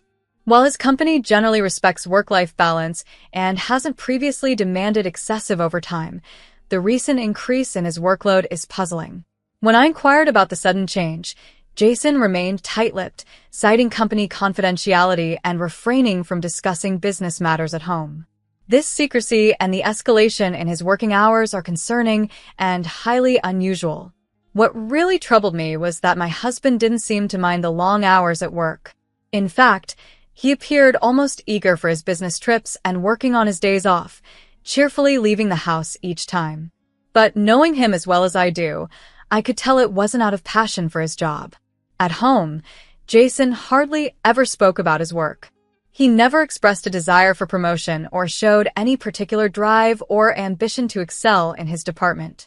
Even more baffling was that despite all these extra hours, Jason's salary hadn't increased. With the amount of overtime he was putting in, it was unthinkable that this extra time wasn't being compensated. These inconsistencies made me start to suspect there might be something else behind his frequent absences. Was it possible that these business trips were cover-ups for meetings with a lover? Was he using his work as an excuse to spend time away from me? These thoughts haunted me. Days passed when I considered checking his phone, but Jason always kept it close to him, never leaving it unattended, not even when he went to the bathroom or washed up in the morning. My suspicions deepened. Trusting my instincts, I decided to hire a private investigator to look into the matter. Although part of me hoped my suspicions were wrong, I couldn't shake the feeling that something was off. After an anxious wait, the investigation results confirmed my worst fears. Jason was indeed having an affair. His lover was a colleague from his office, tall, good-looking, and exactly his type. The revelation was infuriating. While I was free to socialize, have drinks with friends, and enjoy lunches on my days off, I had always remained faithful.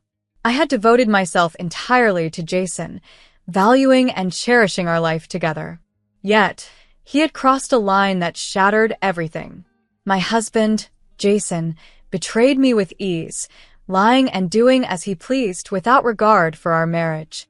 Determined to address this deceit, I first decided to bring the matter to his mother, Kayla, with whom I shared a reasonably good relationship. I believed Kayla would support me and reprimand Jason for his actions. I called her to say I needed to discuss something important and made my way to her home. Kayla has been living alone since her husband passed away a few years ago. Upon my arrival, Kayla greeted me. "Dana, welcome. What's wrong? You seem troubled coming here so suddenly." I didn't waste any time and told her that Jason was having an affair, using his business trips and work as a cover to meet his lover. I even showed her photographic evidence from the private investigator. However, Kayla's reaction was not what I expected. She seemed unfazed. "Oh, Jason is having an affair, It appeared she might not believe the evidence, thinking perhaps it was all a misunderstanding. As I stressed that these photos were legitimate proof of the affair, Kayla bluntly suggested, "Then why don't you just divorce him?" Her lack of concern was startling. "I mean, I will get a divorce, but shouldn't we address this more seriously?" I questioned. Kayla then surprised me even further. "Well, that's good then," she said nonchalantly. Suddenly, she called out, "Jason, Amaris, you both can come out now." To my astonishment, Jason and his lover, Amaris, emerged from the next room. "How did you—" "Oh, hey Dana." "Hello," Jason began awkwardly. "I'm sorry, I've grown to prefer Amaris, you know? And when you said you had something important to discuss, I assumed it must be about this, so I called them over." Stunned, I asked, "So, you're saying you support this? You approve of your son having an affair?" Kayla responded without missing a beat. "Yes, that's right. My son found a better partner. Unfortunately, you just don't measure up to Amaris. She earns more, looks better, and has even agreed to live with me. It's obvious why Jason would choose her." As I struggled to process her words, Kayla accused me of being jealous. What are you, jealous? How petty. They say there's nothing uglier than a woman's jealousy, and it looks to be true. Jason chimed in. It's unfortunate, but it can't be helped. You were never the first choice. Angry and hurt by their callousness, I faced Jason and Amaris, who stood there as if I were the problem. The urge to confront them physically was overwhelming, but I knew that would only put me at a disadvantage. Keeping my composure, I managed to speak calmly despite the turmoil inside. I don't mind if you two want to remarry, but rest assured, you'll be paying alimony. My mother-in-law, Kayla, responded with a smirk. Oh, we'll pay. Combining Jason and Amaris's incomes, we can easily afford it. We have nothing to worry about. Then Jason presented me with some documents. Well then, I need you to sign this, he said, sliding the divorce papers across the table to me. I noticed he had already signed his part. Oh, I see. So, you had this plan from the start, I realized. Despite their expectations, I responded, I won't sign it just yet. Their surprise was evident. Why not? You just said you wanted a divorce. Just sign it quickly. We even agreed to pay you the alimony. Ugh, you're such a pain, Jason complained. I'm going home today because I'm not convinced I should sign these papers just yet. I won't be pushed into doing whatever you want, I asserted. Kayla then tried to intimidate me. Oh no, you will not leave here until you sign them. That's right, if you want to leave, just sign these divorce papers. Are you sure about that? Are you sure you can detain me like this? I challenged them. That sounds like confinement. You're threatening me, you know. And I just recorded everything you just said. Both Jason and Kayla flinched at that revelation. What are you trying to do? Kayla asked, visibly shaken. I just don't want to be bossed around and told what to do. I'll decide when to divorce, I declared. The next time we meet, we'll have our lawyers with us. With that, I left Kayla's house. Kayla was visibly stunned by my departure, and Amaris's expression made it clear she thought I was being overly difficult. Once I returned home, I packed my bags and went to my parents' house. They were surprised by my sudden arrival but became outraged when I explained the situation. They assured me that I could stay with them as long as needed until everything was resolved. About a month later, I had my lawyer present to discuss the alimony arrangements with Jason, who brought Kayla along to our meeting. I anticipated a contentious encounter, but was resigned to the fact that it couldn't be avoided.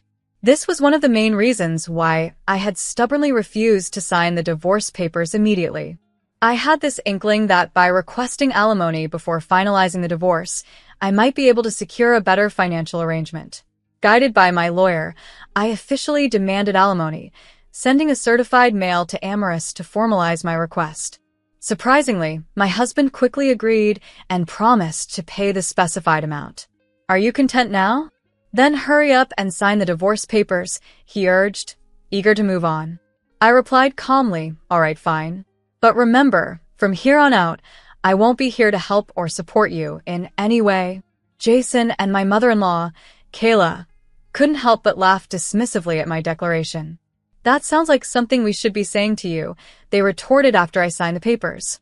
They seemed overjoyed, celebrating their perceived victory, unaware of the difficulties that awaited them. After finalizing the divorce, I moved into a cozy apartment near my office, which simplified my commute significantly, allowing me to invest more time at work.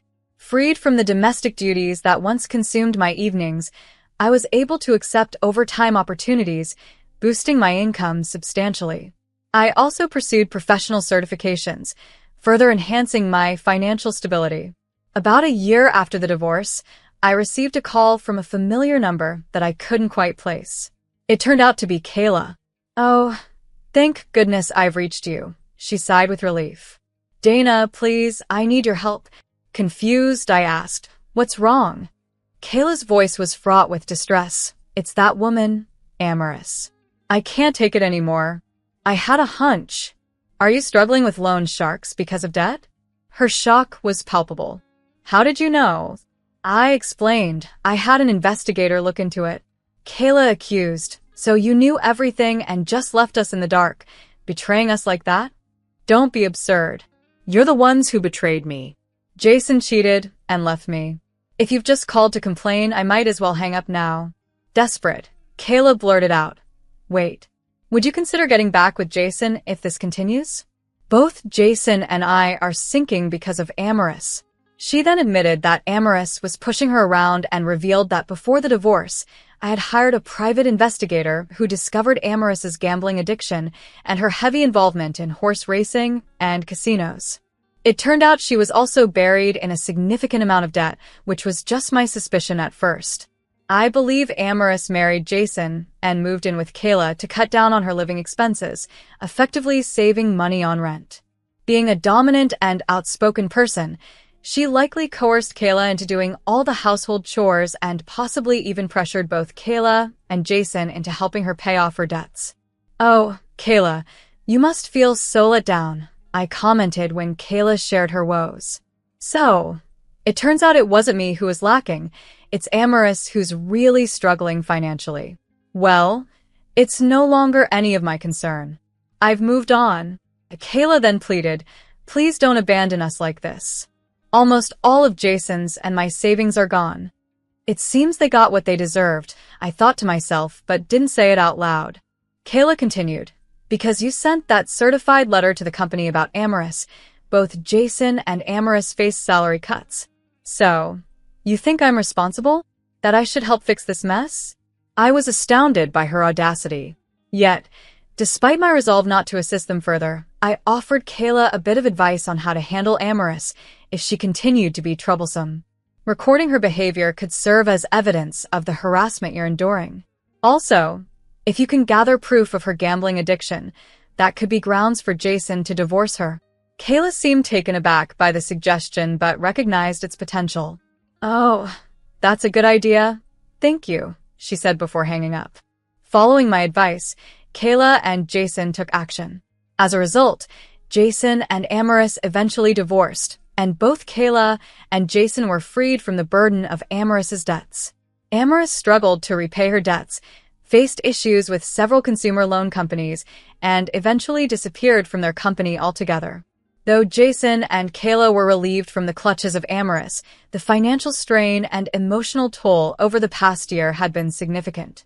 Meanwhile, compared to their ordeal, I felt like I was the happiest among us. Things had turned out quite well for me, all things considered. Interestingly, despite everything, Kayla seemed to think that helping her might bring Jason and me back together. She kept calling, perhaps hoping for a reconciliation, but I knew better than to revisit the past. I decided to ignore all of their attempts to reach out and went as far as blocking their calls to ensure peace in my life. Meanwhile, something beautiful blossomed at my workplace, a romantic relationship with a colleague. Over time, our connection deepened, and 3 years later, we celebrated our love by getting married. Today, we are blessed with a child, and my husband has proven to be a truly wonderful partner. His supportive and understanding nature makes every day brighter. I look forward to continuing this journey, enjoying life with my husband, and watching our child grow up, hoping to create a loving and stable environment for our little one. Looking back at the chaotic twists my life once took, I think about Kayla's peculiar actions, how she premeditated the revelation of the affair by gathering Jason and Amorous in a separate room before I arrived. It strikes me as a bizarre attempt to control the narrative. It's evident now that both Kayla and Jason were blind to Amorous's true nature, which eventually led to their downfall. As for myself, despite the hardships, I emerged from that chapter of my life happier and more fulfilled than ever. The outcome for Jason and Kayla, though unfortunate, was a direct result of their own choices and actions. They faced the consequences they truly deserved. Regarding Amorous, after her departure from the company amid a whirlwind of consumer debts, her whereabouts remain unknown. Occasionally, I ponder her fate, hoping she hasn't encountered any serious misfortune, despite the dubious path she chose. In the grand scheme of things, I find myself grateful for the lessons learned and the new beginnings. My current life, filled with love and laughter, stands in stark contrast to those tumultuous times. I sincerely thank you for listening to my story until the end. If you enjoyed this tale of overcoming adversity and finding happiness, please consider subscribing to our channel. I look forward to sharing more stories and insights with you in our upcoming videos.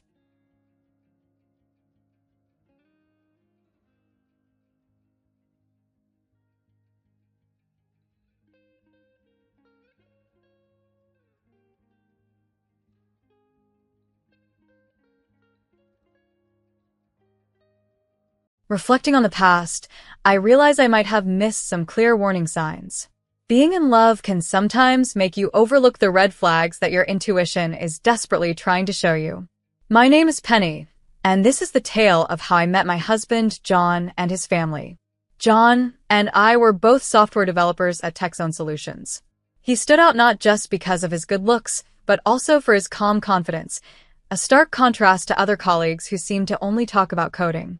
One morning, he stopped by my desk, offering me a cup of coffee, and casually asked, "Did you catch the new episode of Black Mirror last night?" That marked the beginning of it all. We started with small talks about common interests, which gradually evolved into deeper connections. We both enjoyed sci-fi and weekend hikes, and even shared a love for silly B-movies. Our lunch breaks became longer, and casual coffee runs turned into dinner dates. A year into our relationship, John suggested I meet his family. They're very down-to-earth, he reassured me as we drove to his mother's house. His sister Addison, along with her husband Ethan and their son Logan, also lived there. The house was modest but tidy, with children's toys strewn across the yard. Addison greeted us at the door, her son in her arms, and quickly pulled John into a hug. "Mom, they're here," she called out. Kennedy, John's mother, emerged from the kitchen with a warm smile and an apron. "There's my successful son," she beamed, embracing him before turning to greet me warmly. "And you must be Penny. John has told us so much about you." During dinner, the family dynamics seemed normal enough, and they appeared genuinely proud of John's professional accomplishments. However, something felt slightly off, but I couldn't pinpoint what it was until Addison mentioned Logan's upcoming birthday. "John," she began with pleading eyes, "Logan really wants that new Nintendo game with the dinosaurs." Before John could respond, his mother interjected, "Let him spoil his nephew a bit. He's doing so well at his tech job." She chuckled, patting John's hand. Then, turning to me with a seemingly light-hearted smile, she added, "I just hope after you two get married, he won't forget he still has a mother and sister to look after." Everyone laughed it off, but I didn't grasp then that her words were far from a joke. 7 months later, John and I were married in a modest ceremony and moved into a cozy apartment near our workplace. I thought we were embarking on our perfect new life together. However, the bliss was short-lived. Almost immediately after our honeymoon, requests for financial help began to flood in, first from Addison for Logan's school supplies, then from Kennedy for home repairs. The demands seemed endless, and John always responded by opening his wallet. At first, I overlooked it because the amounts were small and John earned well, but soon it felt like a continuous drain, $210 here for $120 there, each week bringing a new urgent expense that only John could resolve. One evening, while we were washing dishes, I decided it was time to address this. "Hun," I began tentatively, "can we talk about something important?" He looked at me, hands covered in soap suds. "Sure, what's on your mind?" It was then I brought up the financial help he was continuously providing his family. I noticed John's shoulders tense slightly as I brought up my concerns. "Don't you think it's becoming a bit too much?" I asked, noticing his flushed face as he dried his hands. I know, John replied, a bit sheepishly. "I've always helped them ever since I got my first job, but your mom receives a decent pension," I pointed out gently, "and Addison has Ethan. Shouldn't he be supporting his own families?" John let out a heavy sigh and leaned back against the kitchen counter. "Ethan, well, he hasn't worked in over a year." What? I nearly dropped the dish I was drying. "Why not?" "He quits every job he lands," John explained, his frustration evident as he ran his fingers through his hair. "There's always something. Either the work is too tough, the boss is unfair, or the commute is too long. There's always an excuse." I set down the dish towel and faced John directly. "I love how caring you are towards your family, but we need to think about our future as well. We want to buy a house, right? Maybe start our own family. He nodded in agreement. Then we need to prioritize our own needs, I continued softly, taking his hand. It's wonderful to support your mom and sister, but not at the expense of our dreams. John was silent for a long moment, absent-mindedly playing with my fingers. Finally, he looked up. You're right. We should be saving for our future. What if we set up a separate savings account for the house? We can put a fixed amount in there every month and not touch it for any reason. That sounds perfect, I replied, relieved he understood. We spent the rest of the evening planning our saving strategy, and for the first time since our wedding, I felt like we were truly united in our plans for the future. 3 months into our new savings plan, Kennedy invited us over for Sunday dinner. Despite my reservations, John reassured me. They're still family, he said, squeezing my hand as we drove there. The atmosphere was tense from the moment we arrived. Addison set the table with sharp, hurried movements while Ethan lounged on the couch, absorbed in his phone. Kennedy's smile seemed forced as she greeted John and barely acknowledged me. Dinner began with awkward small talk about the weather and Kennedy's garden. I played with the meatloaf on my plate, anticipating the inevitable. Soon enough, Kennedy turned to John with a sweetly veiled tone. John, honey, I noticed you haven't sent any money these past 3 months. Is everything okay at work? The sound of forks clattering against plates filled the brief silence. All eyes were on us. John cleared his throat and straightened his posture, a sign he was nervous, but ready to stand firm. Actually, Mom, he began, his voice steady, Penny and I are saving up to buy a house. We're planning to start our own family soon. A deafening silence followed.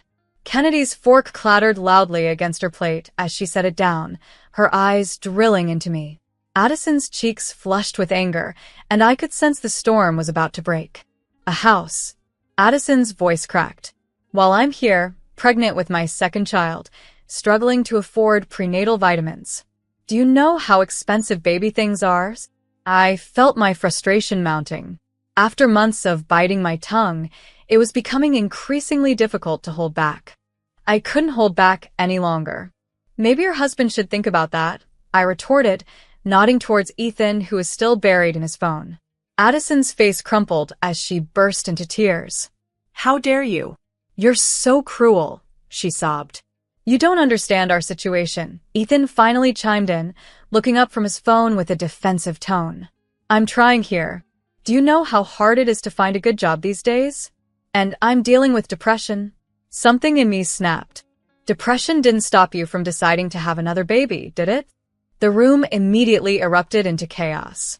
Addison's wails grew louder, and Ethan began to defend his job search efforts, but it was Kennedy's voice that dominated the room. You, she pointed accusingly at me, her face twisted in anger, are trying to turn my son against his own family. We were happy before you came along with your selfish ideas. Selfish. I stood up abruptly, the chair scraping loudly against the floor. Wanting to build a future with my husband is selfish? I argued back. Mom. Stop, John interjected, but Kennedy continued her tirade. She's poisoning your mind against us, your mother and sister. How dare she dictate who we can receive help from? Unable to bear any more, I grabbed my purse and walked out, John close on my heels. We drove home in silence, Kennedy's angry shouts still ringing in my ears. As we pulled into our apartment complex, the streetlights flickered past, reflecting my turmoil. Finally, John broke the silence, his voice soft yet conflicted. You were right, he admitted, about everything. But maybe we need to be more gentle with them. They won't change overnight. I looked at him, seeing the turmoil etched across his face. Part of me wanted to argue that his family didn't deserve our gentleness and needed a firm reality check, but seeing his pained expression, I simply nodded. The fallout from our dinner confrontation soon spilled over into social media. Addison began posting daily, heart-wrenching updates about her struggles. Struggling to afford prenatal vitamins for my baby, one post read, showing a picture of an empty wallet. Another post displayed a barren grocery cart with the caption, having to cut back on groceries this month. How will we manage with another on the way? Each post was more dramatic than the last, with pictures of Logan looking forlorn next to empty toy store windows and lengthy paragraphs about the importance of family support. Subtle digs were made about some people who had their priorities wrong. John was glued to his phone, his expression growing more strained with each notification. One evening, after noticing how quiet he had become, I found him staring at a photo Addison posted of Logan's worn-out shoes. "You can send her something," I suggested gently, touching his shoulder. "Just small amounts, but let's keep our savings plan intact." The relief on his face was palpable. John began sending a modest monthly amount to Addison, and as if by magic, the tragic social media posts began to decrease, though they never stopped completely. Kennedy resumed extending dinner invitations, though the atmosphere remained chilly. "Would you like more potatoes, John?" she would ask warmly, then give me a cold glance as if I were invisible. Addison spoke to her brother as if I wasn't there, pointedly asking, "I wonder if your wife would mind passing the salt," while staring at the ceiling. I endured it all, knowing that navigating this family dynamic was part of our journey together. Despite the challenges, John and I remained committed to our future, slowly navigating the delicate balance between supporting his family and building our own life together. While Kennedy and Addison were giving me the cold shoulder, something incredible happened at work. TechZone secured a massive contract with Global Tech, one of the biggest names in the industry. John and I had both played key roles in clinching the deal, and our rewards were significant. Our combined income nearly doubled. With our new financial comfort, we continued living modestly but indulged in a few luxuries. We bought a new hybrid SUV to replace John's old sedan and enjoyed occasional weekend getaways to the coast. As our savings account swelled, our dreams expanded. We began browsing real estate listings, discussing potential neighborhoods, and planning more seriously for our future. For the first time since our marriage, it felt like we were truly advancing. However, family dinners remained tense. During one such dinner, Kennedy decided to confront us. I was quietly eating my pot roast, trying to tune out the usual coldness, when Kennedy dramatically cleared her throat. "I saw your vacation photos on Facebook," she began, fixing me with a stern look. "Palm Springs, wasn't it? That resort looked expensive." I felt John tense beside me. Here we go again, I thought to myself. Kennedy continued, criticizing with a tone full of disapproval. "Those infinity pools, luxury spa treatments. Really, John, it's not appropriate to flaunt such a lifestyle when your sister is struggling with 2 children." The irony was palpable as Kennedy spoke. In the background, the clicking of computer keys provided a steady rhythm. Ethan was at his desk, engrossed in his latest video game, the 3rd new release he'd bought that month. I couldn't resist commenting. "Speaking of making ends meet," I said, gesturing towards Ethan, "there are plenty of job openings in tech support at our company. The pay is good, and the benefits are excellent." The clicking stopped momentarily, then resumed louder. Addison's face turned a familiar shade of red. "You have no idea what it's like," she snapped. "Try being a mother of 2 before you judge us." "Oh, wait, you wouldn't know anything about that, would you?" The barb stung, but I maintained a neutral expression.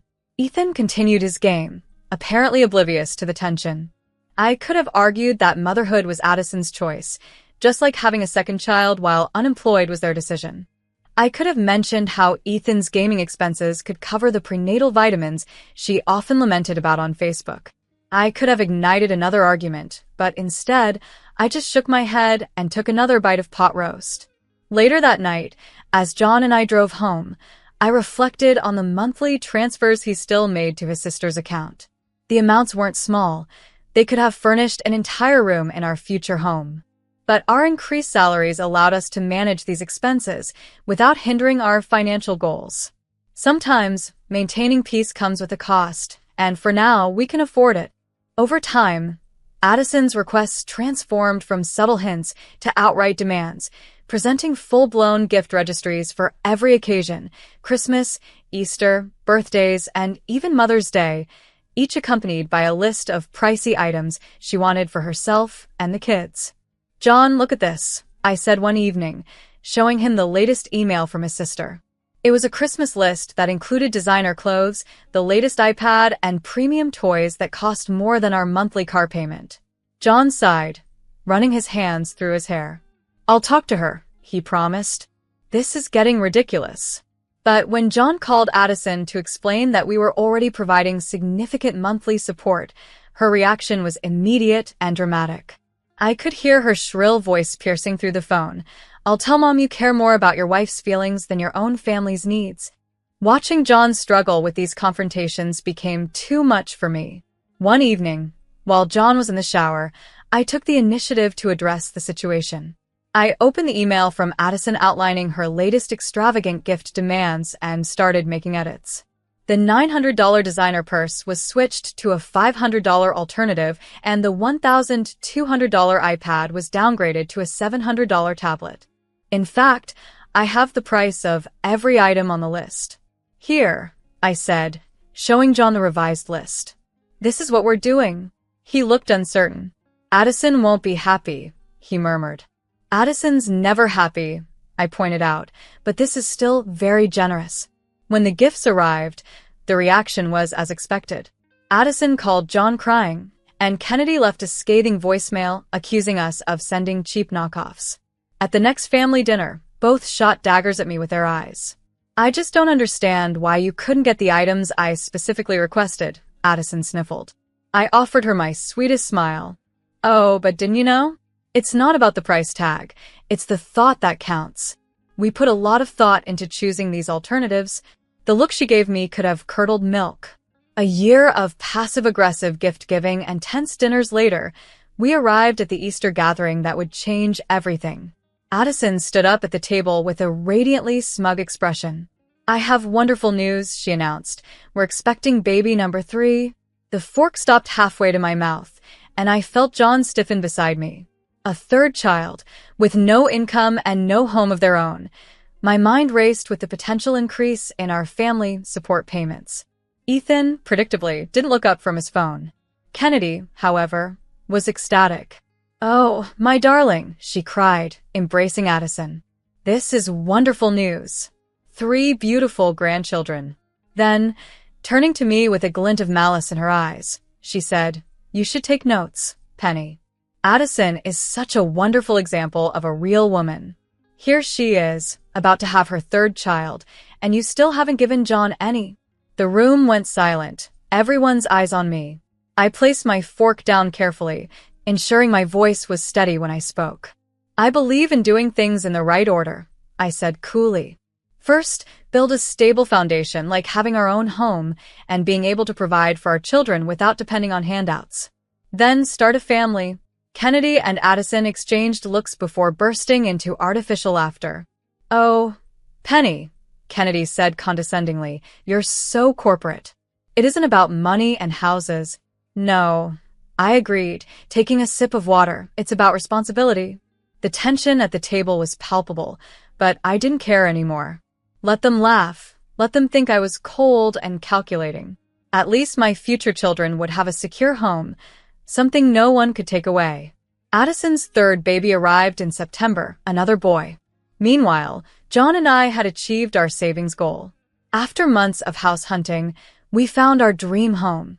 A beautiful 2-story colonial with 5 bedrooms, a spacious backyard, and a kitchen that inspired me to want to cook. It was located in an excellent school district, just a 15-minute drive from work. We spent weeks planning renovations, picking paint colors, and choosing furniture, with each room holding the promise of a brighter future, including a sunny bedroom that would make the perfect nursery. In a twist that seemed straight out of a suspenseful drama, while we were exploring and planning each detail of our dream home, from the sunny playroom to the cozy home office, an unexpected invitation from Kennedy landed like a storm cloud. John relayed the message with a hesitant tone, glancing up from his phone. "Mom insists we come over tonight for dinner. She says it's important." There was a strange unease in his voice that set off alarm bells in my mind. As we arrived at Kennedy's house, the atmosphere was electric with an unusual tension. The entire family was there, Kennedy, Addison, Ethan, and all the kids, each emanating a peculiar, almost triumphant vibe. Addison seemed especially agitated, barely able to keep still, while Kennedy sported that all-knowing smile that had always made me wary. Once we were all seated around the dinner table, Kennedy wasted no time. "Congratulations are in order, I hear," she began, with a tone that felt too rehearsed. "You two bought a house, how wonderful." "Yes, we just closed last week," I responded, riding the wave of our recent achievement. "It's really perfect for—" Kennedy cut me off mid-sentence, her hands clasped together as if she were about to broker a major deal. "That's actually why we wanted to talk tonight. You see, you and John don't really need a big house yet, no kids and all. Staying in your apartment would be just fine for now." My smile stiffened, sensing where this was going. "But Addison here," Kennedy continued, her voice dripping with concocted sympathy. "Poor thing, with 3 kids in this cramped space. They need more room, a backyard to play in." Then, dropping the charade of subtlety, she laid it out. "We think it would be best if you gave your new house to Addison and her family." The room seemed to freeze around me as I waited for someone to laugh and reveal the joke. But Kennedy's face was dead serious, and Addison was nodding vigorously. Even Ethan looked up from his phone, intrigued. "Excuse me?" I finally uttered, disbelief clouding my voice. "You want us to just hand over the house we worked years to afford?" "I'm a mother of 3, Addison chimed in, as if that were the only credential needed to claim ownership of our home. "I deserve to give my kids a proper home. You guys can get another place later." I turned to John, my pulse racing. "Can you believe this? Do you see the entitlement here?" Before John could reply, Kennedy's voice oozed false sweetness. John knows his duty. He was raised to take care of his family. That was the last straw. John's hand slammed down on the table, causing the silverware to jump. Rising from his seat, his face a mask of controlled fury, he finally let loose. "Enough," he barked. Kennedy and Addison recoiled, their smugness replaced by surprise. "I'm done watching you two manipulate every situation to your advantage," John declared, his voice echoing off the walls. "You," he pointed at Ethan, "get off your backside and stop gaming. I'm tired of financing your laziness. And I'm sick of hearing you," he now turned to Addison, "complain and guilt-trip us. And Mom, no more. I'm not your personal bank." Addison started to retort, but John overpowered her. "No, you don't get to speak right now. "After all the money and support I've given, now you demand our home? It's not happening." Kennedy tried to sweet-talk him back to compliance, but John was resolute. "Don't sweetie me, Mom." "If this is what you call raising me right, then yes, you did. Right enough for me to see through this toxic mess." With that, he grabbed my hand, pulling me to my feet. "We're done here. No more money, no more handouts, no more manipulation. This is where it stops." And with those final words, we walked out, leaving a stunned silence behind us. The drive home was quiet, but it was the kind of quiet that comes after a storm, filled with relief and the promise of a new beginning, free from the chains of familial guilt and manipulation. John erupted in frustration, his voice loud and clear. "Taking care of the children Addison started crying over should be your and Ethan's responsibility, not mine, not Penny's, yours." Clutching my hand, he steered me toward the exit. "Don't call us, don't text, and spare us your endless demands. We're done." As we departed, I caught a last glimpse of their faces, shocked and immobile with disbelief. John hurried us to the car, helping me in before he himself slid into the driver's seat. As we drove off, I couldn't resist. I pulled him close and kissed him passionately. "I love you," I murmured, my words brushing his lips. "I'm so proud of you," I added. He embraced me tightly, and I sensed a slight tremble in him. "I should have stood up to them years ago," he confessed, regret tinged in his tone. "I'm sorry it took me so long." In the weeks that followed, Kennedy and Addison bombarded us with calls and messages, swinging wildly between tears and anger. Even distant relatives chimed in, accusing us of cruelty. But John remained resolute, severing ties on social media and blocking their numbers. Together, we turned our attention to our new home, painting walls, picking out furniture, and starting a garden. Each day, I saw John become lighter, the burden of manipulation lifting off his shoulders.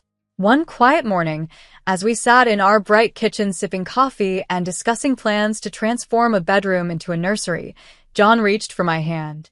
"Thank you," he said simply, his voice filled with gratitude. "For helping me find my courage, for showing me what a real family feels like, and for your patience while I figured everything out." Now, as I relax in the comfort of our warm living room, a smile naturally finds its way to my face. The truth is, the family you start with isn't always the family you find yourself with. Sometimes you need to build your own family piece by piece, dream by dream, one day at a time. Arrayed before me on the coffee table are various paint samples for the nursery, signaling the exciting steps ahead. Tomorrow, we have our initial consultation with a fertility specialist. Life may not be flawless, but it is genuinely ours, and that's truly what counts.